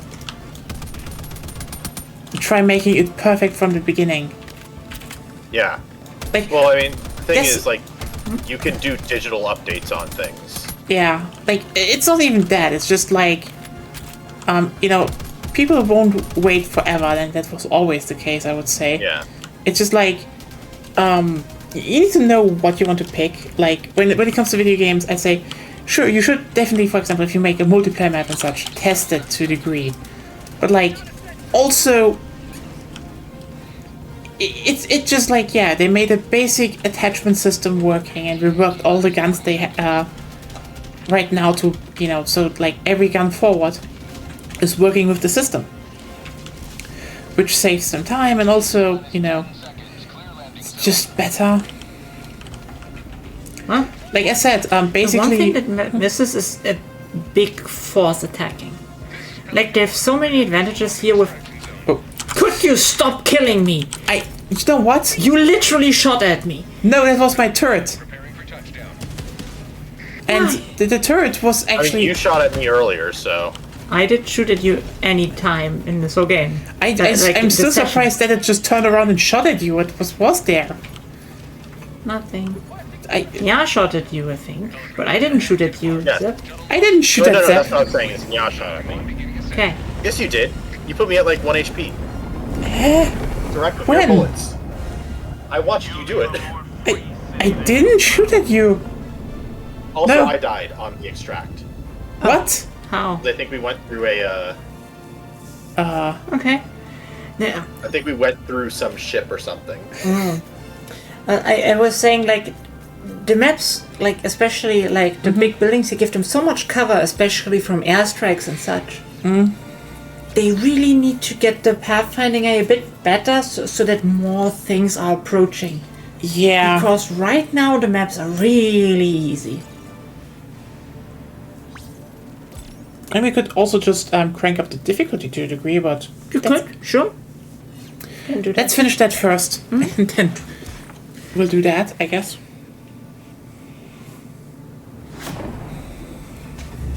Is there another good weapon against Illuminates you know of? You looked at the data a bit. Basically, the best one right now seems to be the Liberator Penetrator, Still? unsurprisingly. Then I the don't find them so good against the Overseers and stuff. I get everything that was good already is still good, Yeah, basically. Of course. But yeah.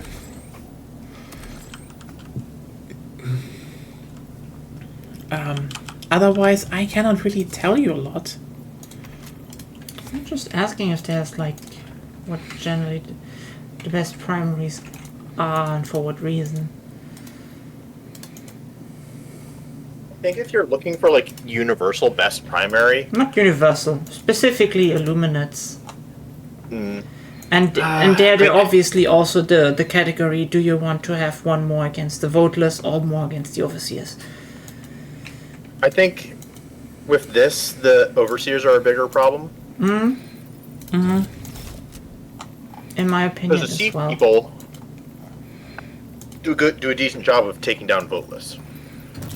They're not amazing at it, but they can at least like thin the crowd a little bit. Yeah.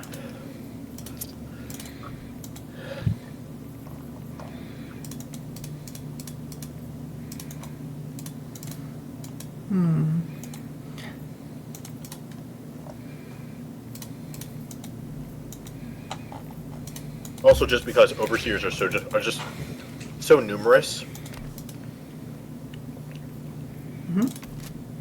It's not like they're like everywhere. Are you eating? Yes, eating. But yeah, apparently, Sorry, yeah. from what I know, it's the Liberator with basically the Liberator Penetrator, Liberator Carbine, and basically the two SMGs I told you about. Those are like the best right now because basically those, the Tenderizer assault rifle would also be good, because it was good before, but it would be better if it had like an extended mag, which it doesn't have yet. But yeah, like basically the best weapon against overseers to a degree is just do you have the knight or do you not have the knight? If you don't have the knight, Liberator Penetrator. If you have the knight, the knight / reprimand. If you have patience and good aim and good like ammo control, the Eruptor. FA also. The crossbow, so that's also a thing. Yeah. Yeah, there's a ratio of time to kill and ammo consumption to be considered. Yeah, it's just like That's why I'm asking, because that's a data I cannot easily break down in my head. basically when it comes to there's other data as well with like projectile speed, which does affect your aiming and how quickly you can transition to the next target. But probably it's a smaller factor. yeah, but basically those are like when we look at normal shooting weapons, those are the ones that really stand out. Normal shooting weapons. As in you point, click, and it's like rat-tat-tat-tat. Otherwise, the crossbow, the Eruptor, yes, and I guess shotguns are still pretty good. The cookout was pretty solid. Yeah, like the breaker, incendiary, and the cookout are both also good. They just struggle in other areas more. Yeah, the cookout is a little troublesome just because of the fire changes. It's a little awkward.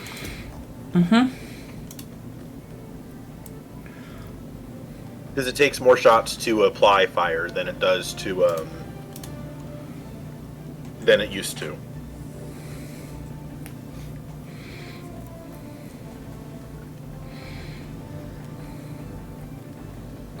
Yeah, in general, I have the feeling like smaller targets are a bit more resilient against fire than before. Yeah, Yeah. to a degree.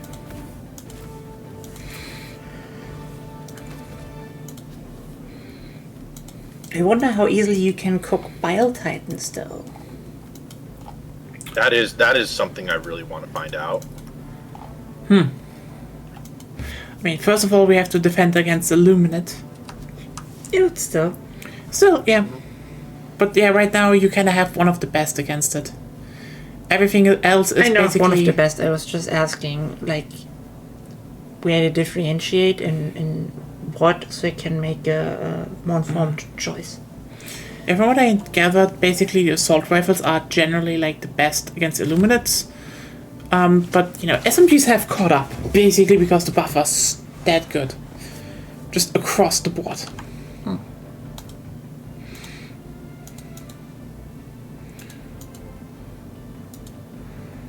Yeah, okay. But yeah. Well, now I have to definitely work on for next week that I have a good plan on what to do after main battle tank shells old chateau. By the way, want to take a guess how I got to that idea? No, but you don't need to reveal it now. Okay, sure.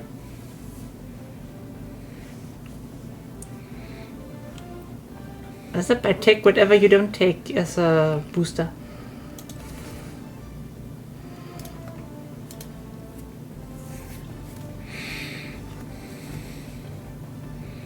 Launch initiated. But yeah. I'm generally actually really happy that you enjoy my silly stuff because, yeah. Well, as you said, it's only like silly in some sense. Otherwise, it's grounded in the world. Yeah, like, So it I mean, makes internal explained sense. my I did explain what happened with the chateau, just the castle with tanks coming in and shooting things to my friend who I've been kind of like telling about the campaign a bit, and his like I told yeah, you. it's, no, I couldn't. He couldn't steer the drop pod. Yeah. Yeah. Requesting tactical. But yeah, anyways, his only response was oof. And Yeah. he opened into this. I opened into this saying to this like subject saying like some weird shit went down, and he was like, yeah, as TTRPGs are supposed to go. And then immediately once he heard like what it was exactly, he was like, oh, okay. I mean, this is just kind of, I know, it's just sometimes you're like, what would be like the perfect amount of escalation? You're like, huh, it's outlandish, You also but it's established. doable. You also established our main antagonist now. Oh yeah. I mean, The corpos. Did Oh my god, I just saw Super Citizen go flying past from behind me. is it a corpo? It's an orc, as far as you described it. It's an organization, yes. It's an org, but it's like power and size gives a feeling of being a corpo. It Interesting. doesn't have to be a corpo. But my first thought was basically, oh, some corporate entity has has noticed the supernatural and is like, oh, let's profit off of this. I mean, there are a bunch of corps that do that, but I get you. Well, I mean more like a mundane one because of the tanks. It's at least powerful enough to call in the army at least once. And they operated all over Europe, apparently.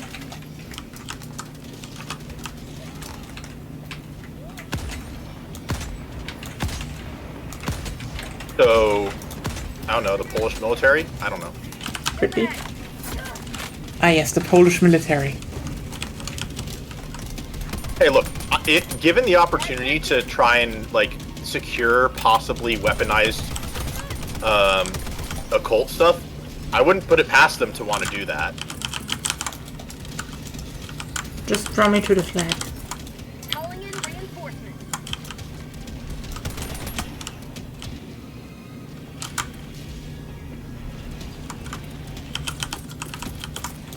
Requesting sentry. Because as per usual, I'm the only one at the objective.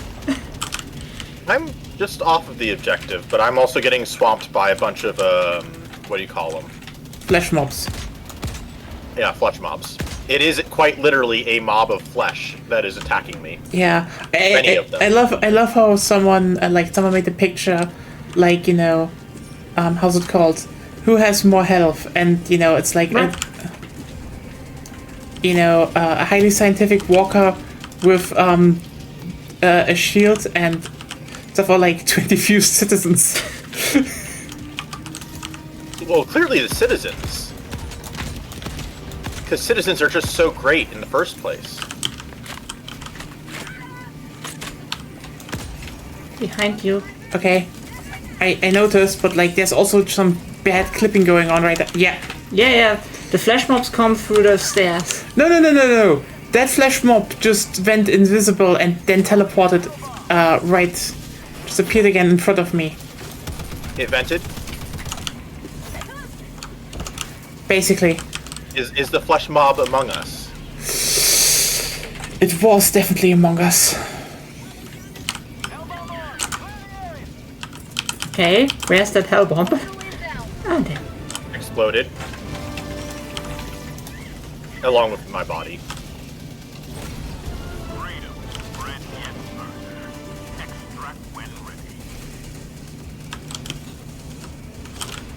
Yeah? Yeah, I am going to. Reinforcing. I need to go back anyway. Like, that's the wrong direction. Let me just clear up some stuff here. That's nothing. You can't remedy that. You already fucked up.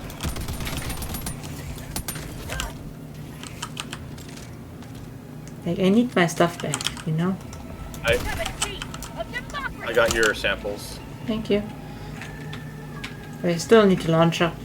That's the only way for me to deal with bigger stuff.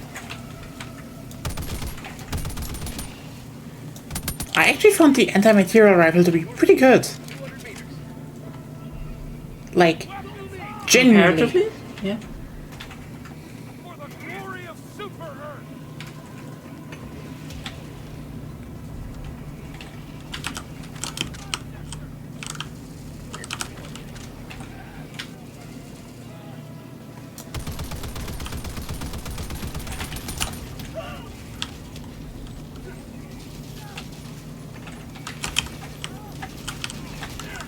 New mag.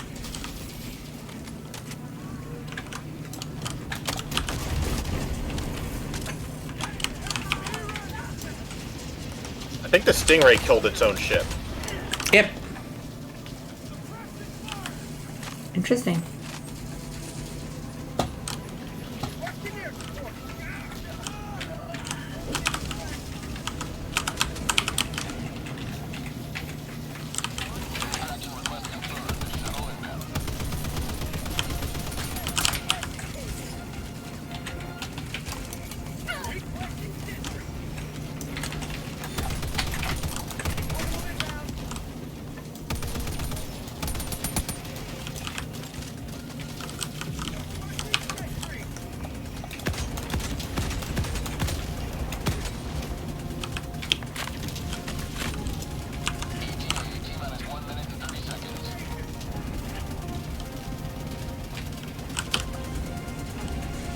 Interestingly, in this map, the stingrays are much less of a threat.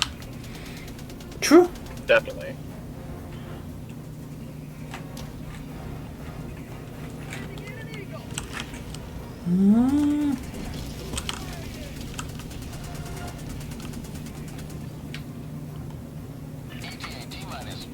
Free gum. Liberate your first.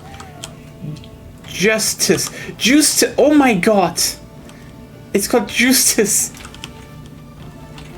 super clean. Okay, obviously, Liberty. Liberate your thirst. Obviously, it's Liberty tea flavored tea. Oh, run! It bounced back. Okay. Well, we got air support on the site.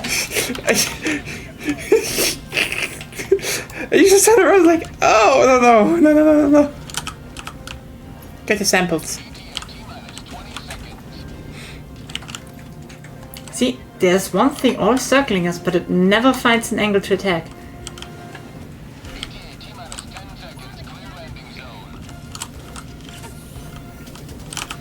See? Interesting.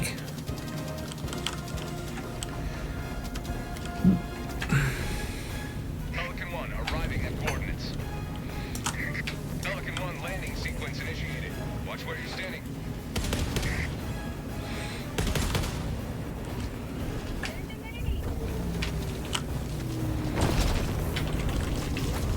Pelican 1 preparing to depart. But yeah, anti-material rifles kill them surprisingly well. The flash wolves, I mean. I just used a wasp. Did your game crash? No, just No, start everything's up. fine. Yep. You will forever be remembered as heroes of this metropolis. Yeah, they definitely will remember us specifically. You The know, Helldivers. the millions of Hell. Yes, the Hell. See? But also, like, here Also, let's is talk this about how. person above us shoving furniture around again? Like, oh no, that was your controller, I think, this time. Oh right! Let me just unplug it really quickly.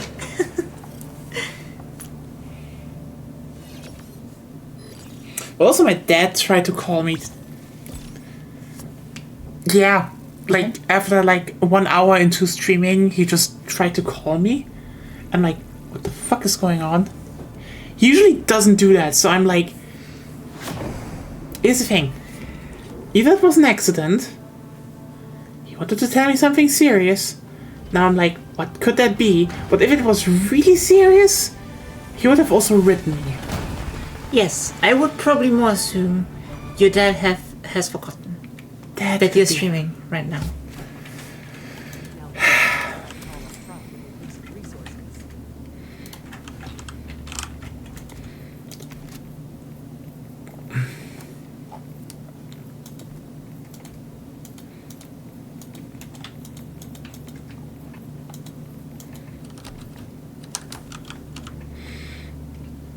I have noticed on these missions, kill levels are lower. Yeah, because we do not have big groups of enemies at extraction. Okay, evacuate high valued assets. So that's gonna be interesting because it's the defense mission again. Oh, okay. I will take the mortar. Because we can't really You kill also the need ships. to be very prepared for Leviathans. Like, we can't kill the ships anymore, but we definitely should have. Yeah, suggested for the Leviathans was The anti-tank emplacement. and the EAT, the expendable anti-tank thingy. Yeah. Oh, wow, really? Well, the problem with the EAT is you don't really have that much. Like, you have to be constantly raining them down, and like queuing them up for when it does appear. Yeah. I mean, I could slam them in the backyard a bit, and then, like, we can just pick them up. Sure. Yeah, why not? Let's, I'll bring the anti-tank turret. Sure. That would still help a lot. What's missing? What should I bring? Tesla tower, maybe? Maybe? Either that or another anti-tank emplacement or an HMG emplacement. I don't know. I'll bring the HMG emplacement. I know you bring one, but more like, what if you have two?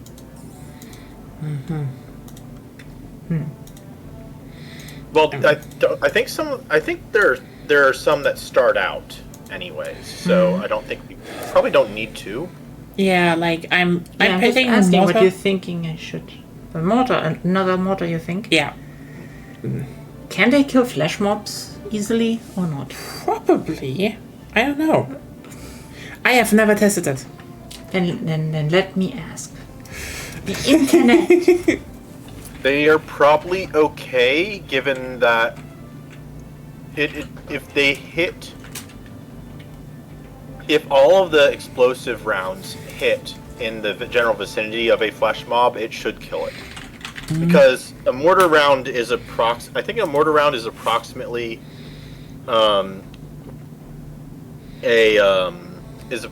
like what's it called?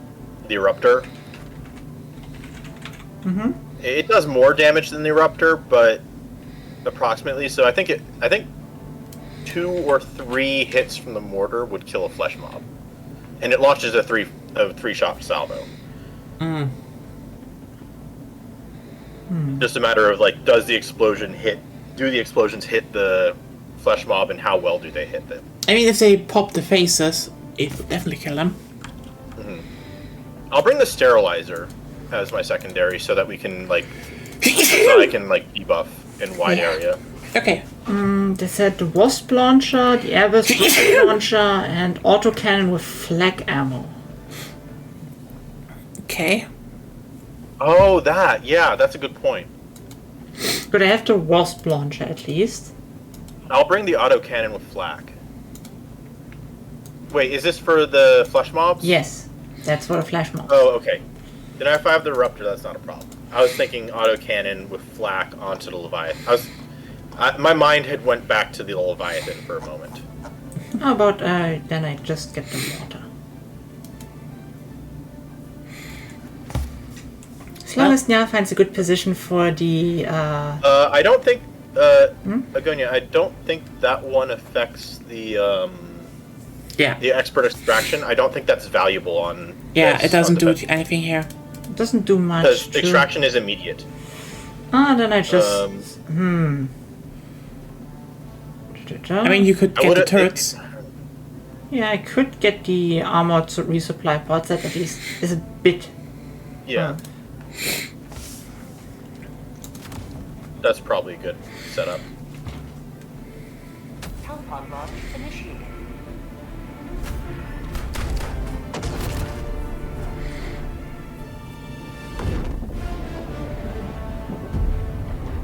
I mean, the good thing with the manned turrets is that you can just slap them down as much as you want and they won't disappear over time. Yeah. The automated turrets will eventually disappear on their own, even if they haven't fired everything. Sure, but my cooldown to summoning them is lower than their time being there.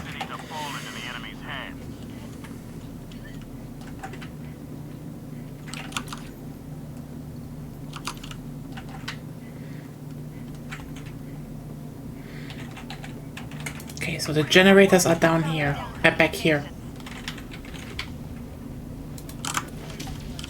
Okay, they're up there. Got it.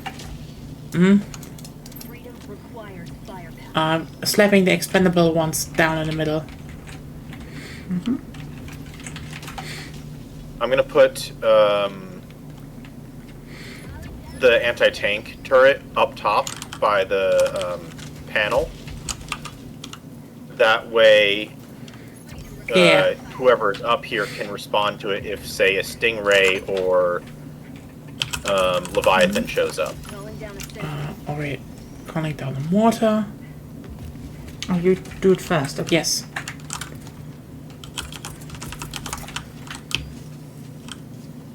Requesting sentry. Ah. You should have placed that personally. I wanted to get it onto the... Yeah, then go there yourself next time. Yeah. At time. Well, Zep, I wouldn't go there. You have 2 sentries behind you. Good point. I was mostly trying to get the soldiers into position.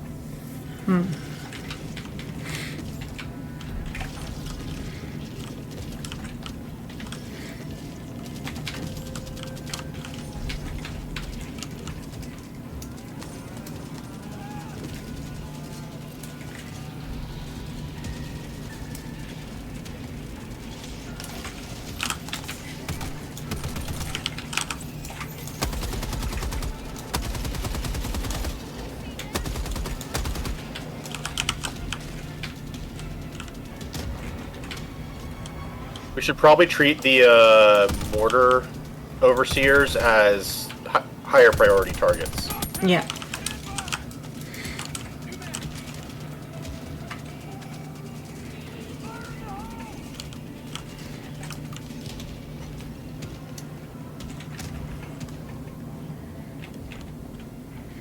Also, always watch out if a flying one just snuck behind you.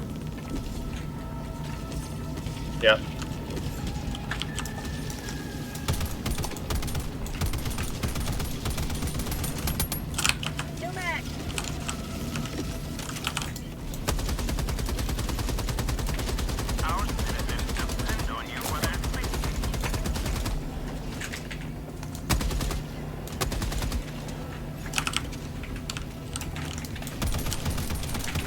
Some made it inside.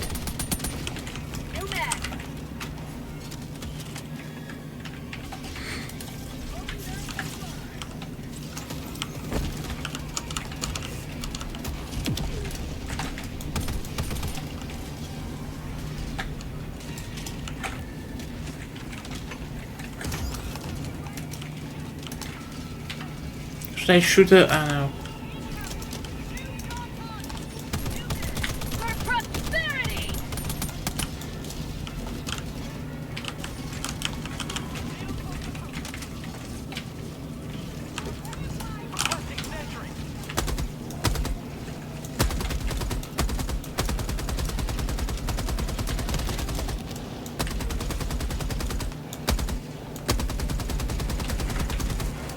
Got another anti-tank for you.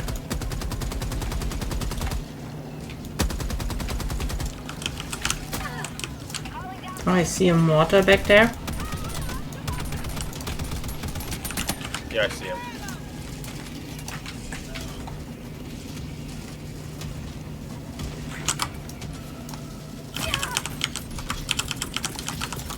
Requesting advanced weaponry.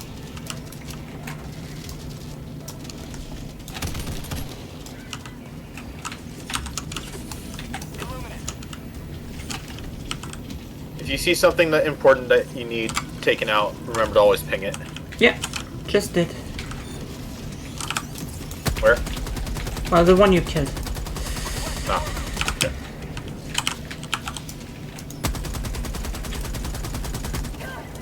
Why is the mortar shooting at me? Because there was something close to you, probably. Oh, I didn't see anything close to me. Well, who knows?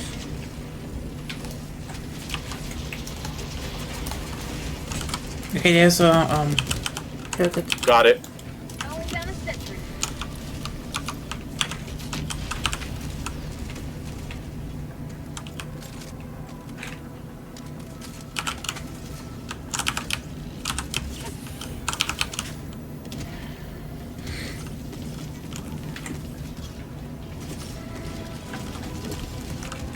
Oh, there's a flash mob. New mag.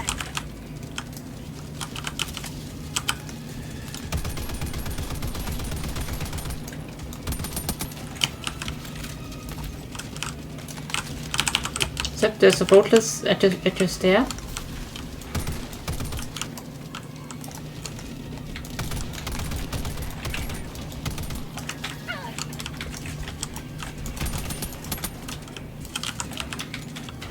Oh, my mortar killed me. Gotcha.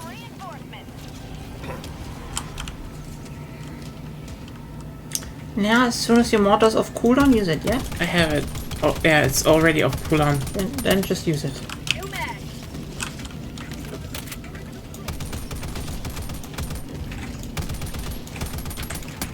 Mag's empty.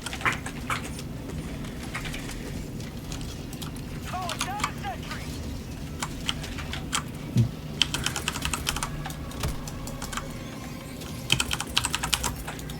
Requesting sentry. Requesting fortification. Calling down a support weapon. Sending down support weapon. Calling down fortification.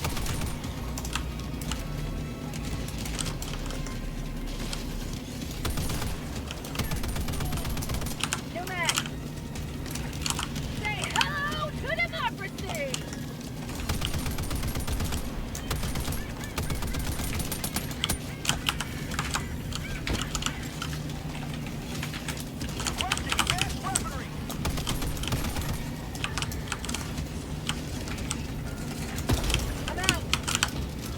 And yeah, you have the machine gun. Try to get it. Yeah, I have it. It was killed.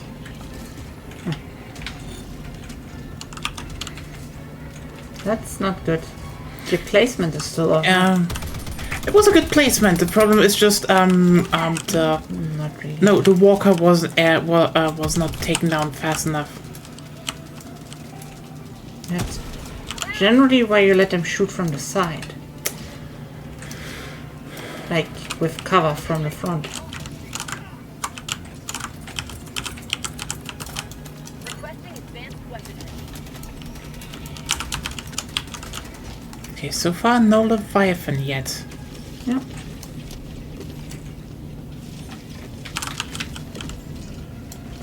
I swear to God, if one shows up.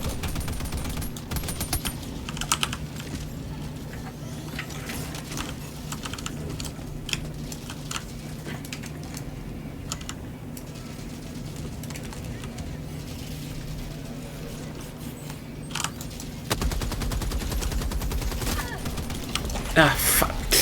Ah, why did it... Ah, shit.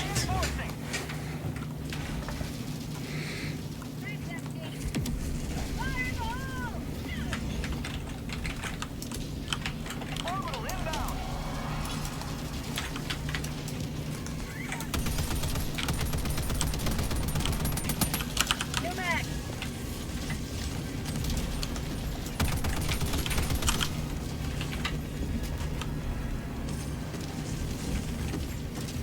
That should buy some That time. was a little close for comfort. Yeah, but it will help. Yes. I can't deny that. New mag. You can. I would be wrong if I did. Mostly. Like, you're right about it being very close, though.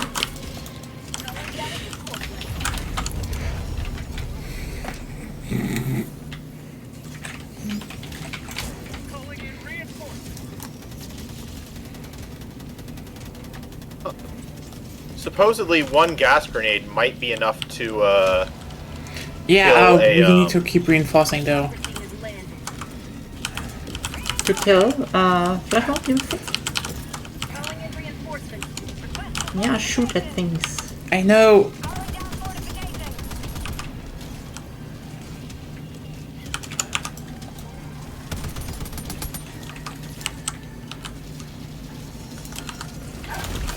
But it didn't even look at me! Oh, there's some serious lag going on right now.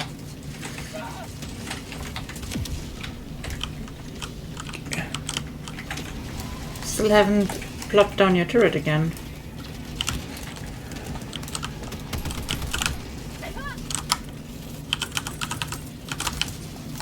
Calling down a sentry.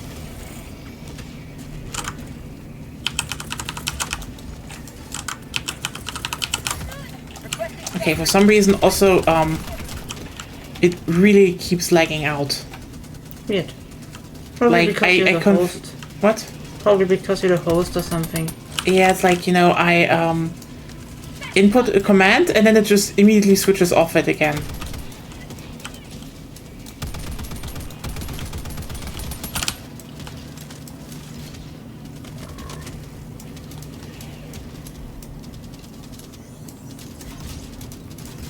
Mission at 10 minutes remaining. Requesting advanced weaponry.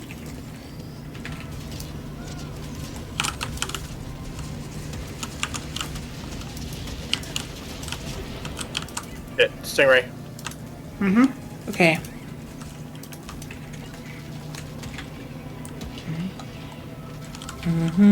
I'm killing it the next time it I comes. think it's coming from that direction.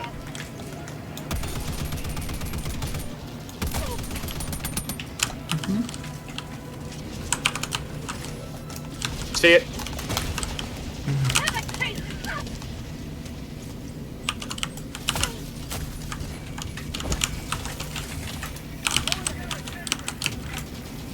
Is that a Leviathan? Nice. Oh no, that was the Stingray dying.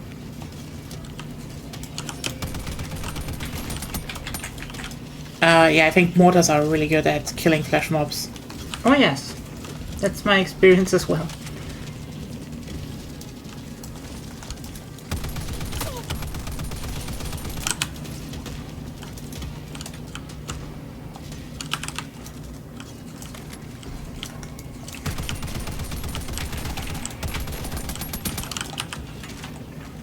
Why is the mortars hitting here? Because there was something close to it, probably.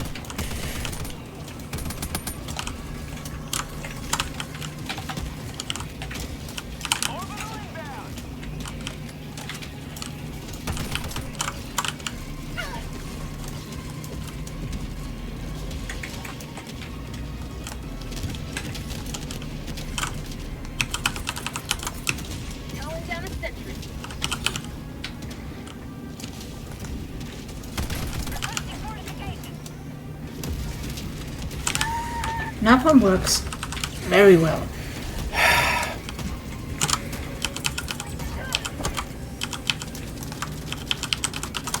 Calling down a support. Yeah, I've since the beginning of their first invasion, Fire's done a good job against overseers, and I'd assume that with flesh mobs too, they do that. It does pretty well. Walkers as well.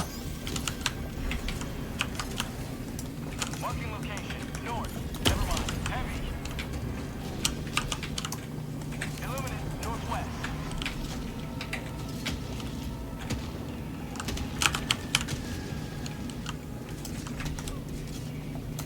I'm out.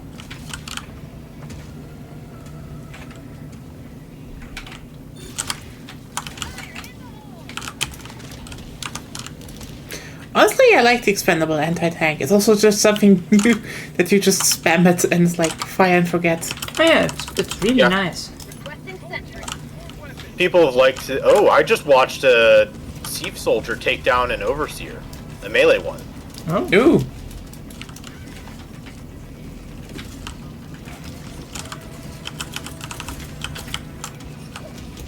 Yes, sometimes the mortar shoots at things it shouldn't.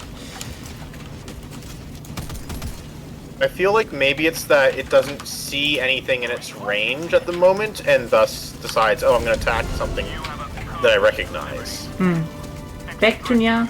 Or probably just it shoots while refocusing or something. Yeah. This is Pelican 1. Requesting velocity striking zone. Freedom forever! I watched a harvester later take out another harvester. That was glorious. Nice.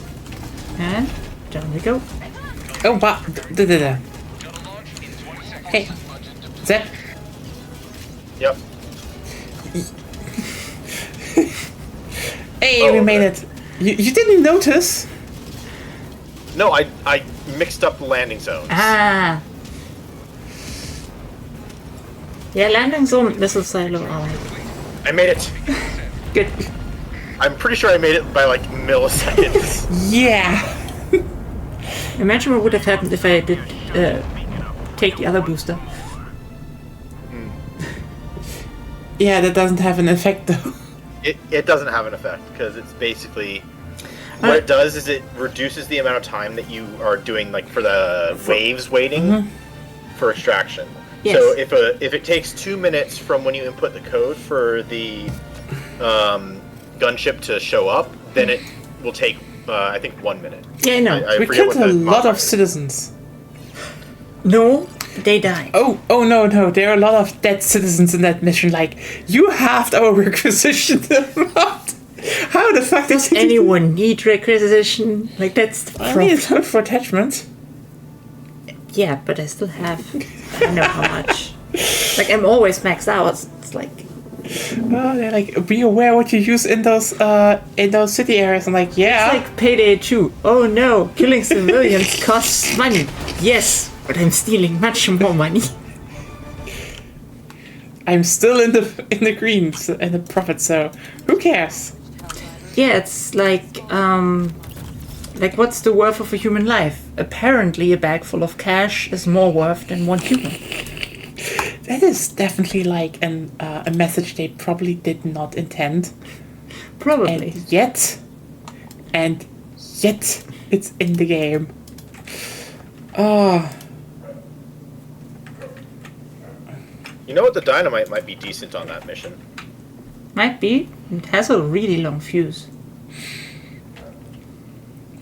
true. So, So it's now 3. Just. Everyone Oh, was yeah. lost track of time, maybe. At least in our time zone, it's 3. It's 3 a.m., yeah. And we have yapped a bit, and we played a bit, but, well. The question is, do we want to call it a day, or do we want to keep yapping? I mean, I see at least, Patrick is still occupied chasing weather. That's just, no hate against him. He does a great job there. Well, I think he does at least. It's cool to watch, generally. So, like, if you want to check out Beyond Storm Chasing on YouTube, he's currently, doing all the storm season down in Texas and stuff. There's some big shit going on down there. And sometimes he's here yapping with us. Sometimes. Yeah. So, I guess this is what we're doing. Just probably more. Probably more, pausing here. Yeah, it's getting late and you haven't catched up on sleep yet. Yeah, that's true. I wish I could talk more, but we had some Gundam rants. If everything went well, went well? No. Went well. No. I'm talking about the future. Will be going well. Will be going well. Thank you. Then we will have more stamina next week. Hope so, honestly. But also... Last time we had lots of early appointments, which yeah. aren't aligning with my usual biorhythm. Especially with the blood training. Ooh. Yeah, next week... next week is still on... The blood training helped, ironically. Yeah, that's always funny. Like, Agonia was, like, totally fucked up and, like, just not in a good mood and everything. And then they drew blood and she was like, no, I'm feeling better now, actually. After the usual minigame of finding my veins. Oh, yeah. That's actually kind of hilarious. So, like, basically... okay, so we're kind of the opposite of each other. Basically, I sat down and, the nurse was like, okay, want to have left or right? And I was like, looked at my left arm. She was, yeah, it's good. I'm like, I think they usually did it on my right arm. And I showed them, she, just looked across and was like, yep, I see that vein. Because apparently I just have one there. That's just really easy to draw blood from. And Agonia's like, where's the vein? Where's the vein? Where's the usually the easiest one right now? Sometimes, it's in the, where you move your arm up and down. How's that called? Elbow joint? I think. And the elbow joint is on the outside. What's on the inside? How's that called, Zeb? There's a medical term for it, but what was the thing called?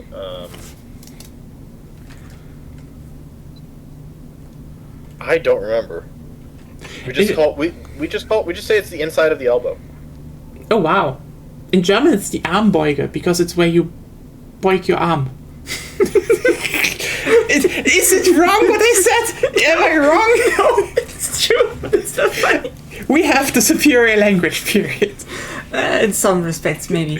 We still have, I don't know how many conjugated articles, okay? They're fun. Yeah, they're like phonetically really cool. But do we really need them? Fair point. But yeah, basically inside of the elbow, like, it's sometimes there, or on the other side, on the other inside of the elbow. We had, the back of the hand once. Now Yes. it was like the lower arm. Yeah, So, like, the one on the outside of the hand was just like after 8 attempts they were desperate. I do know where, I think there was one time where she took like 7 attempts or so, where she's like, nope. There's nope. I don't think I've ever had that issue. That's just an issue Agonia has. It's just like, yep, nope, her veins are stealthy, they hide. Meanwhile, I'm just like, here, take blood. I have a perfect blood drawing vessel. The vampire girls would love me, I suppose. Unless they chew us. Yeah, if they nibble, that's like, Then I'm better. could be. I mean, do the mosquitoes eat you a lot? Actually, no. They can ignore me. So, I'm of mind that vampires should actually have favorite blood types. Definitely. That they should, and I feel like you could probably put in some mosquito rules where the blood types, I forget which blood type it is that's more attractive, or like it smells to them, I think is what they say. I don't think it was the blood type directly, just more like, how much just body odor you have in general, I think. Something like that. No, I'm pretty sure they have a preferred blood type. I wonder which one it is then.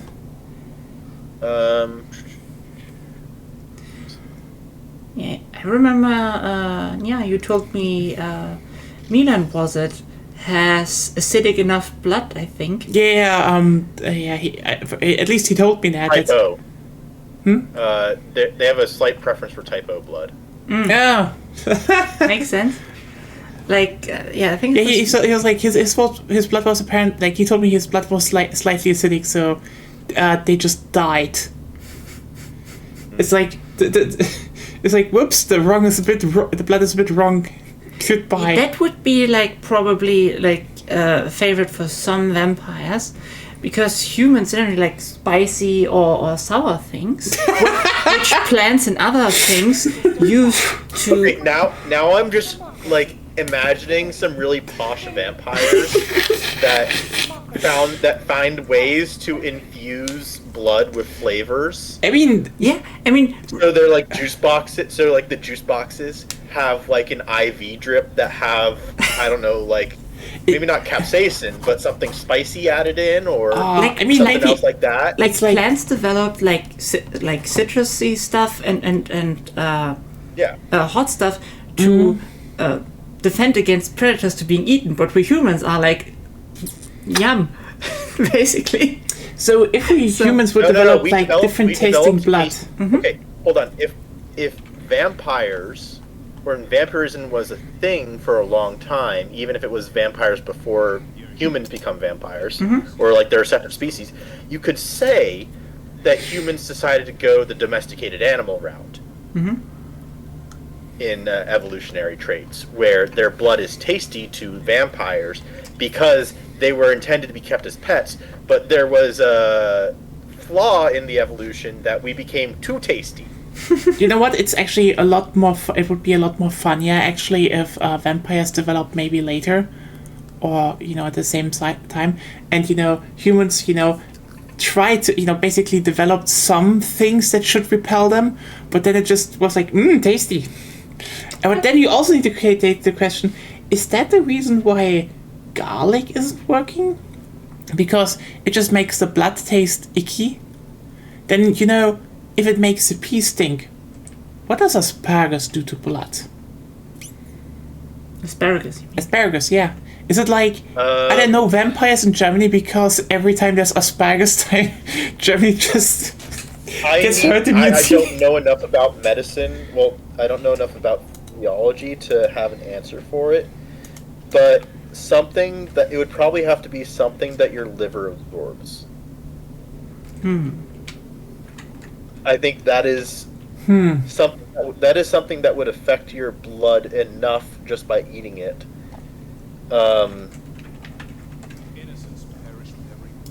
So I mean, I guess if you're drunk, your blood must taste terrible. Maybe. But yeah, that would definitely mean like Germany or Britain would just be like, nope, don't risk it. There are too many alcoholics that eat asparagus. There are too many. There's too many alcoholics in Germany for there to be any vampires. Actually, it would be so funny if you think about it. It's like all the online stuff, like, asparagus is totally overrated. It's just like desperate vampires. No, That's Jeremy, the difference don't between realize this. chunky sauce and not chunky sauce, because asparagus has vitamin K, which helps your blood clot.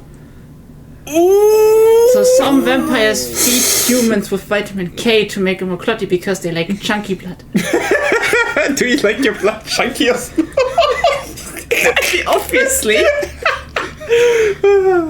You know what? I actually had ironically, I had a discussion today about where someone was like, what it would be if vampire bites would be more like mosquito bites, like you don't really feel them, and afterwards they just itch and kind of are annoying. It's like, imagine if they are just like shitty cryptids and you hunt the vampires away with like a rolled paper newspaper, just like, go away. And the vampires like, no, let me never.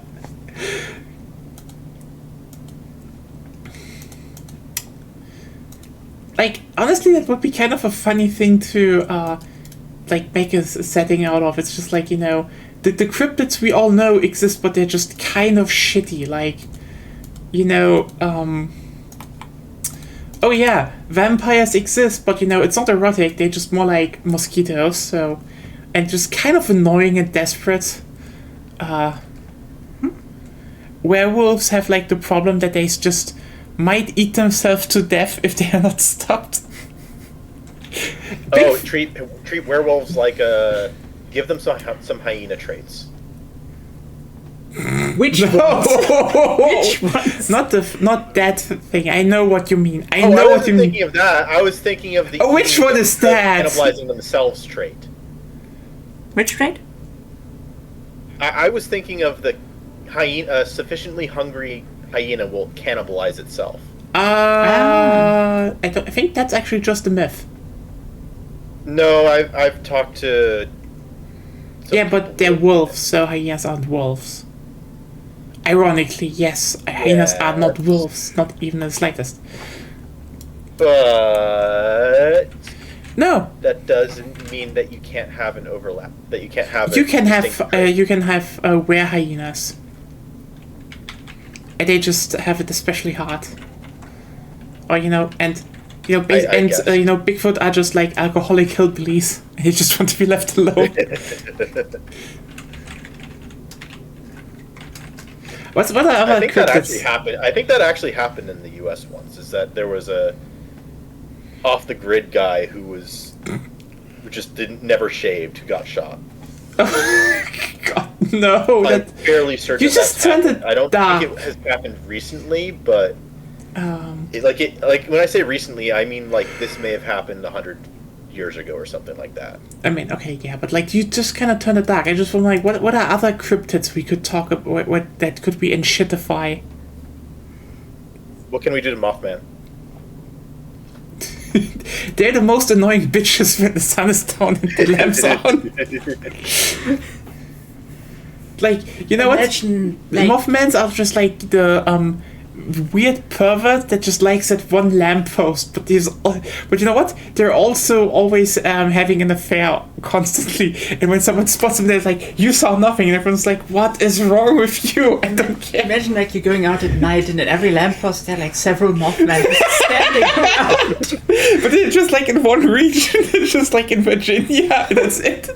Just until someone invents a gigantic lamp, but humans cannot see the light of it. For Mothmans to attract, and then they're just all there.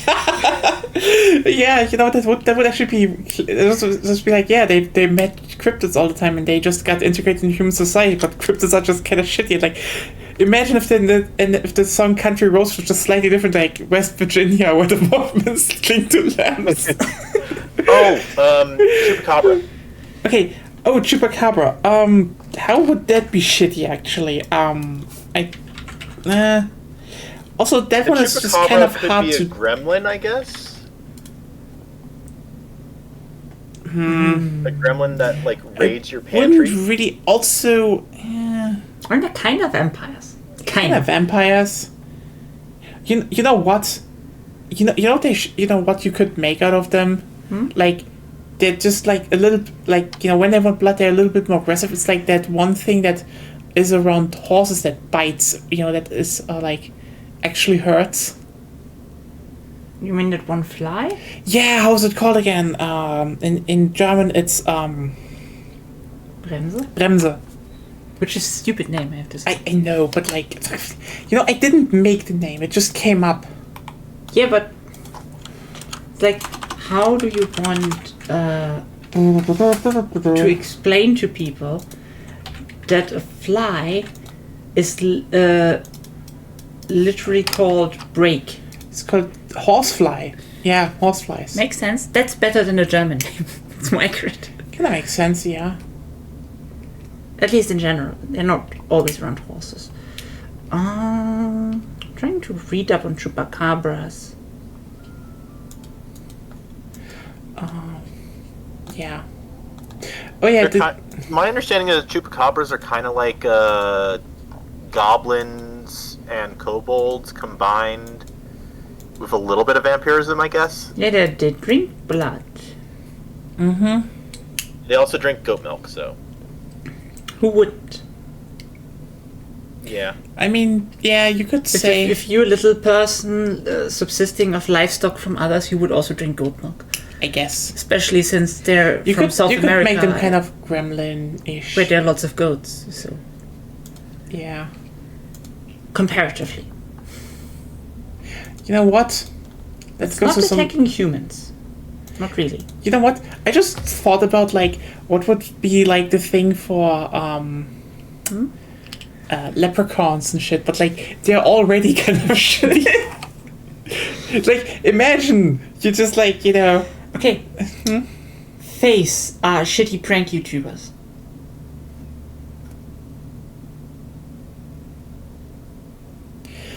Oh god, you want to be like they're like the shittiest of get pranked. They're literally like, look, I switched their children.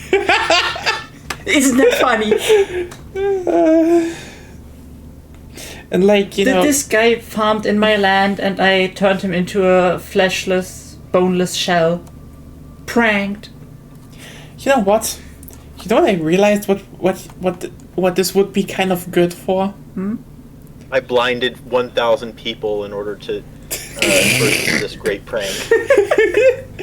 Okay, here's the thing. There needs to be like a Mr. Beast of cryptids. Yeah. That would be Face. Definitely. Would it be a fae or would it be a demon because he offers some risk for money? You know what I just realized what this would be kind of good for as a setup? At least if it was just one or two. A TV show. Basically it would be Brooklyn Nine-Nine but with shitty cryptids. And he just constantly had to deal with stuff like that. Like, yep. That feels like a Men in Black show. Could be. Could be, yeah. It might not actually have to be cryptids, but you could make aliens that are essentially cryptids. Which would work in the Men in Black universe. Yeah, fair point. Just kind of solving shitty things, but yeah. Fuck, yes, the Men in Black show would actually be funny. Generally. Just it would be, like, take Men in Black and stylize it in, say, the Brooklyn Nine-Nine style. Maybe not exactly. It would definitely be at least a better angle than most recent Men in Black movies. Mm-hmm. I can give it that. Like, you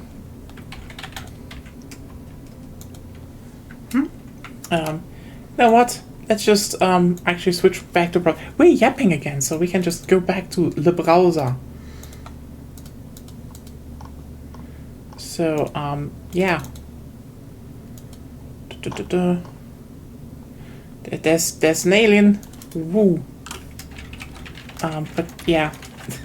Honestly, it's not a bad idea, I would say. Yeah. Fair point. I'm looking at some more North America. I've been looking at some more. And, I mean, a lot of them are literally just, oh, tee-hee, I go and destroy crops. I mean, there are a lot of that, but, like, also, you know what? Nordic gnomes. They have an urge to polish shoes. Also, they get really pissed off if you disrespect them. you can also make vampires extra shitty because, actually in German folklore, vampires are like, you know how you actually prevented a vampire from rising from the grave?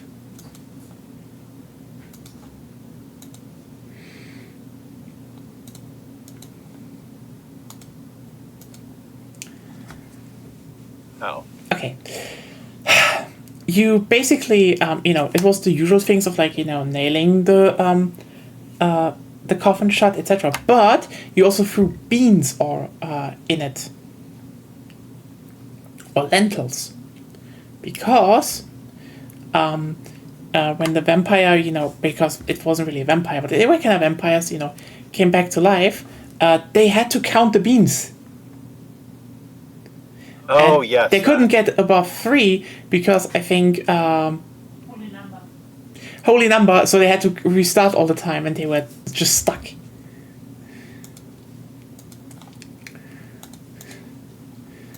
I would also that would definitely make kind of a fun TV show, actually. Just like, imagine just this one scene where someone's just like, yep, no, I'm stuck here, help me please, and they have to just remove everything.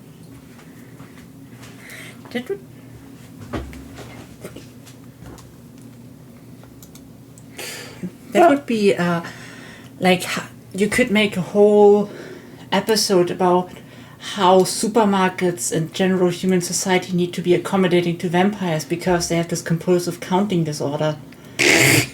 Fair point. It's, oh god, I mean, also gnomes would have it as well. Yeah. You know what? A lot of things in like European folklore have like some rules they just stick to. The compulsive counting disorder really feels like, no. There may be a problem, but if you just throw shit on the ground, like in the big numbers, they have to count everything of it. That's totally how it works. Like, okay, how did that happen, Europe? You have some explaining to do. Yeah.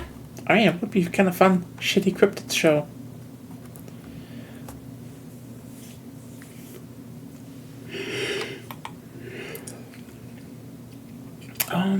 Yeah. I don't know what to say. Hope you all had fun. Hope this was kind of a at least funny talk about TV shows, and we're ending on, there should be like a shitty cryptid. Like, I know ACAP, but also like, it would be definitely a good comedy show set up. Solving all the problems.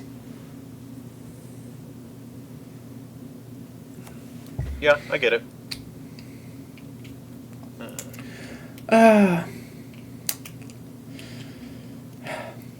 Can I say, by the way, that I kind of have like a bit of an urge recently to rewatch Brooklyn Nine-Nine? I kind of had a feeling that you would. It's a good show. It is. It's a great show. I still love how the first episode is like, what is his secret? Like, there was like, maybe he's gay, and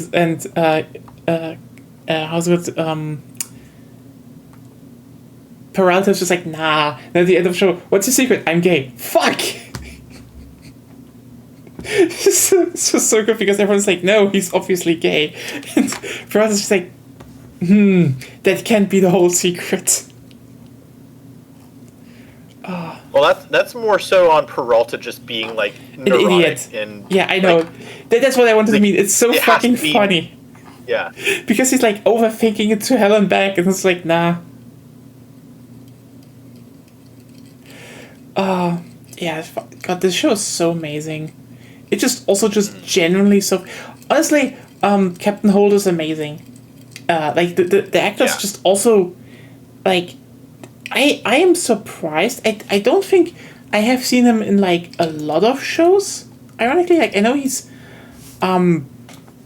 like actually he is in some. But I don't think Andrew Broger was like, he always was like in some, TV stuff, but like, I don't ever think he was in like a good, like in like really big. He wasn't Fantastic Four, Rise of the Silver Surfer, what the fuck? I think he was a military guy in that. Could be, like, when I look at what he has, it's like, he was in, like, some episodes of, like, Law and Order. Like, Yeah. I really don't know. Like, from what I know, he is from,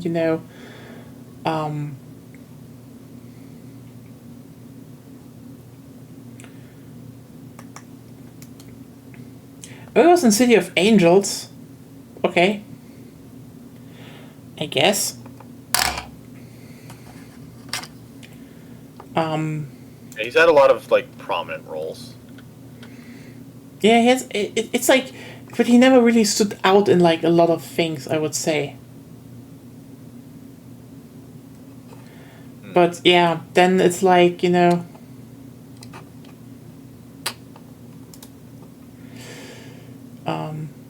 and then you had him just like being in, how's it called? In Doctor House, where he played the he played the psychologist of the house, and he's actually perfect in it. Like, I totally get why he was cast, because like he nails that role of someone who outsmarts House, who's just out for revenge in a lot of ways, and he's just like, no, I get you, and he just gets under his skin and such. It's like really perfectly played, but also like, again, he's just also Captain Holt to a degree, and you just expect him to sass out at any moment now. God, that role was perfect for him.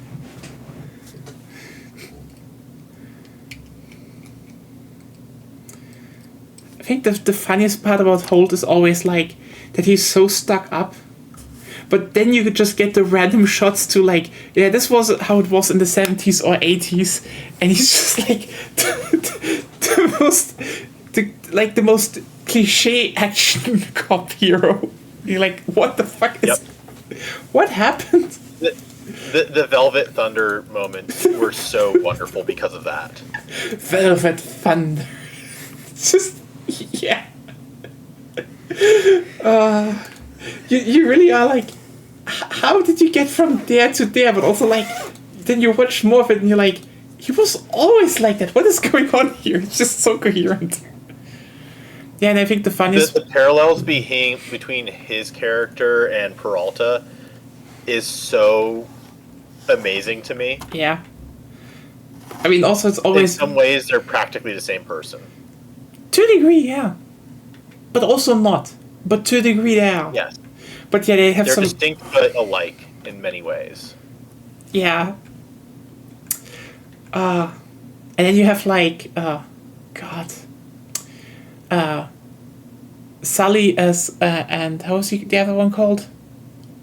Oh, Hitchcock and Sully. It's like, yeah. I love it how they're like, like, are they dumb? And like, yes, but also they don't care. So is it an act? Because then sometimes they just sit down and just solve a case off screen. You're like, what? And then you're like, oh yeah, they were the best detectives New York City had. And you're like, what happened? And then like, but also they're good people. So like, yeah. Yeah, they know what they're doing, but they've essentially got tenure. Yeah, and some of them just decided to be weirdos. Yeah.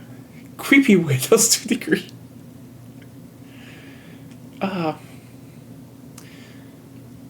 But yeah, that's and then always you have Halloween. There's always Halloween. Yeah. Oh god. So I love that show. And also just has like a perfect opening. Mm-hmm. Like, you have the cold opens and then the intro kicks in and you're like, yeah, give me the trumpets. Great trumpets. The best ones are where you forget about that you're in a cold opening. Oh yeah. I mean, one of the best ones is, everyone remembers it, is, he's in the, he's in this one, where they like, rope people up and he's asking someone like, who was it and who killed, and like, he's saying, I wanted that fight from the Backstreet Boys, and it's like, okay, Prado's like, you sing, and then they just start singing. And it's like, chills all the time. And she's like, number 5, that one killed my husband. It's like, oh, fuck. I forgot. It's just, it's such a great scene. Because, yeah, you're like, oh, yeah, I get it. I totally get why that song hits, that refrain especially hits. And then it's like, nope, this was a murder case, everyone. Oh well. I think we definitely can call it a day here. Sure. Okay. So yeah, everyone, I hope you all had good fun. Hope next week it's gonna continue with more chaos and fun. And see you all on Sunday for more Tales from the Borderlands. Have a good night, everyone, and see ya!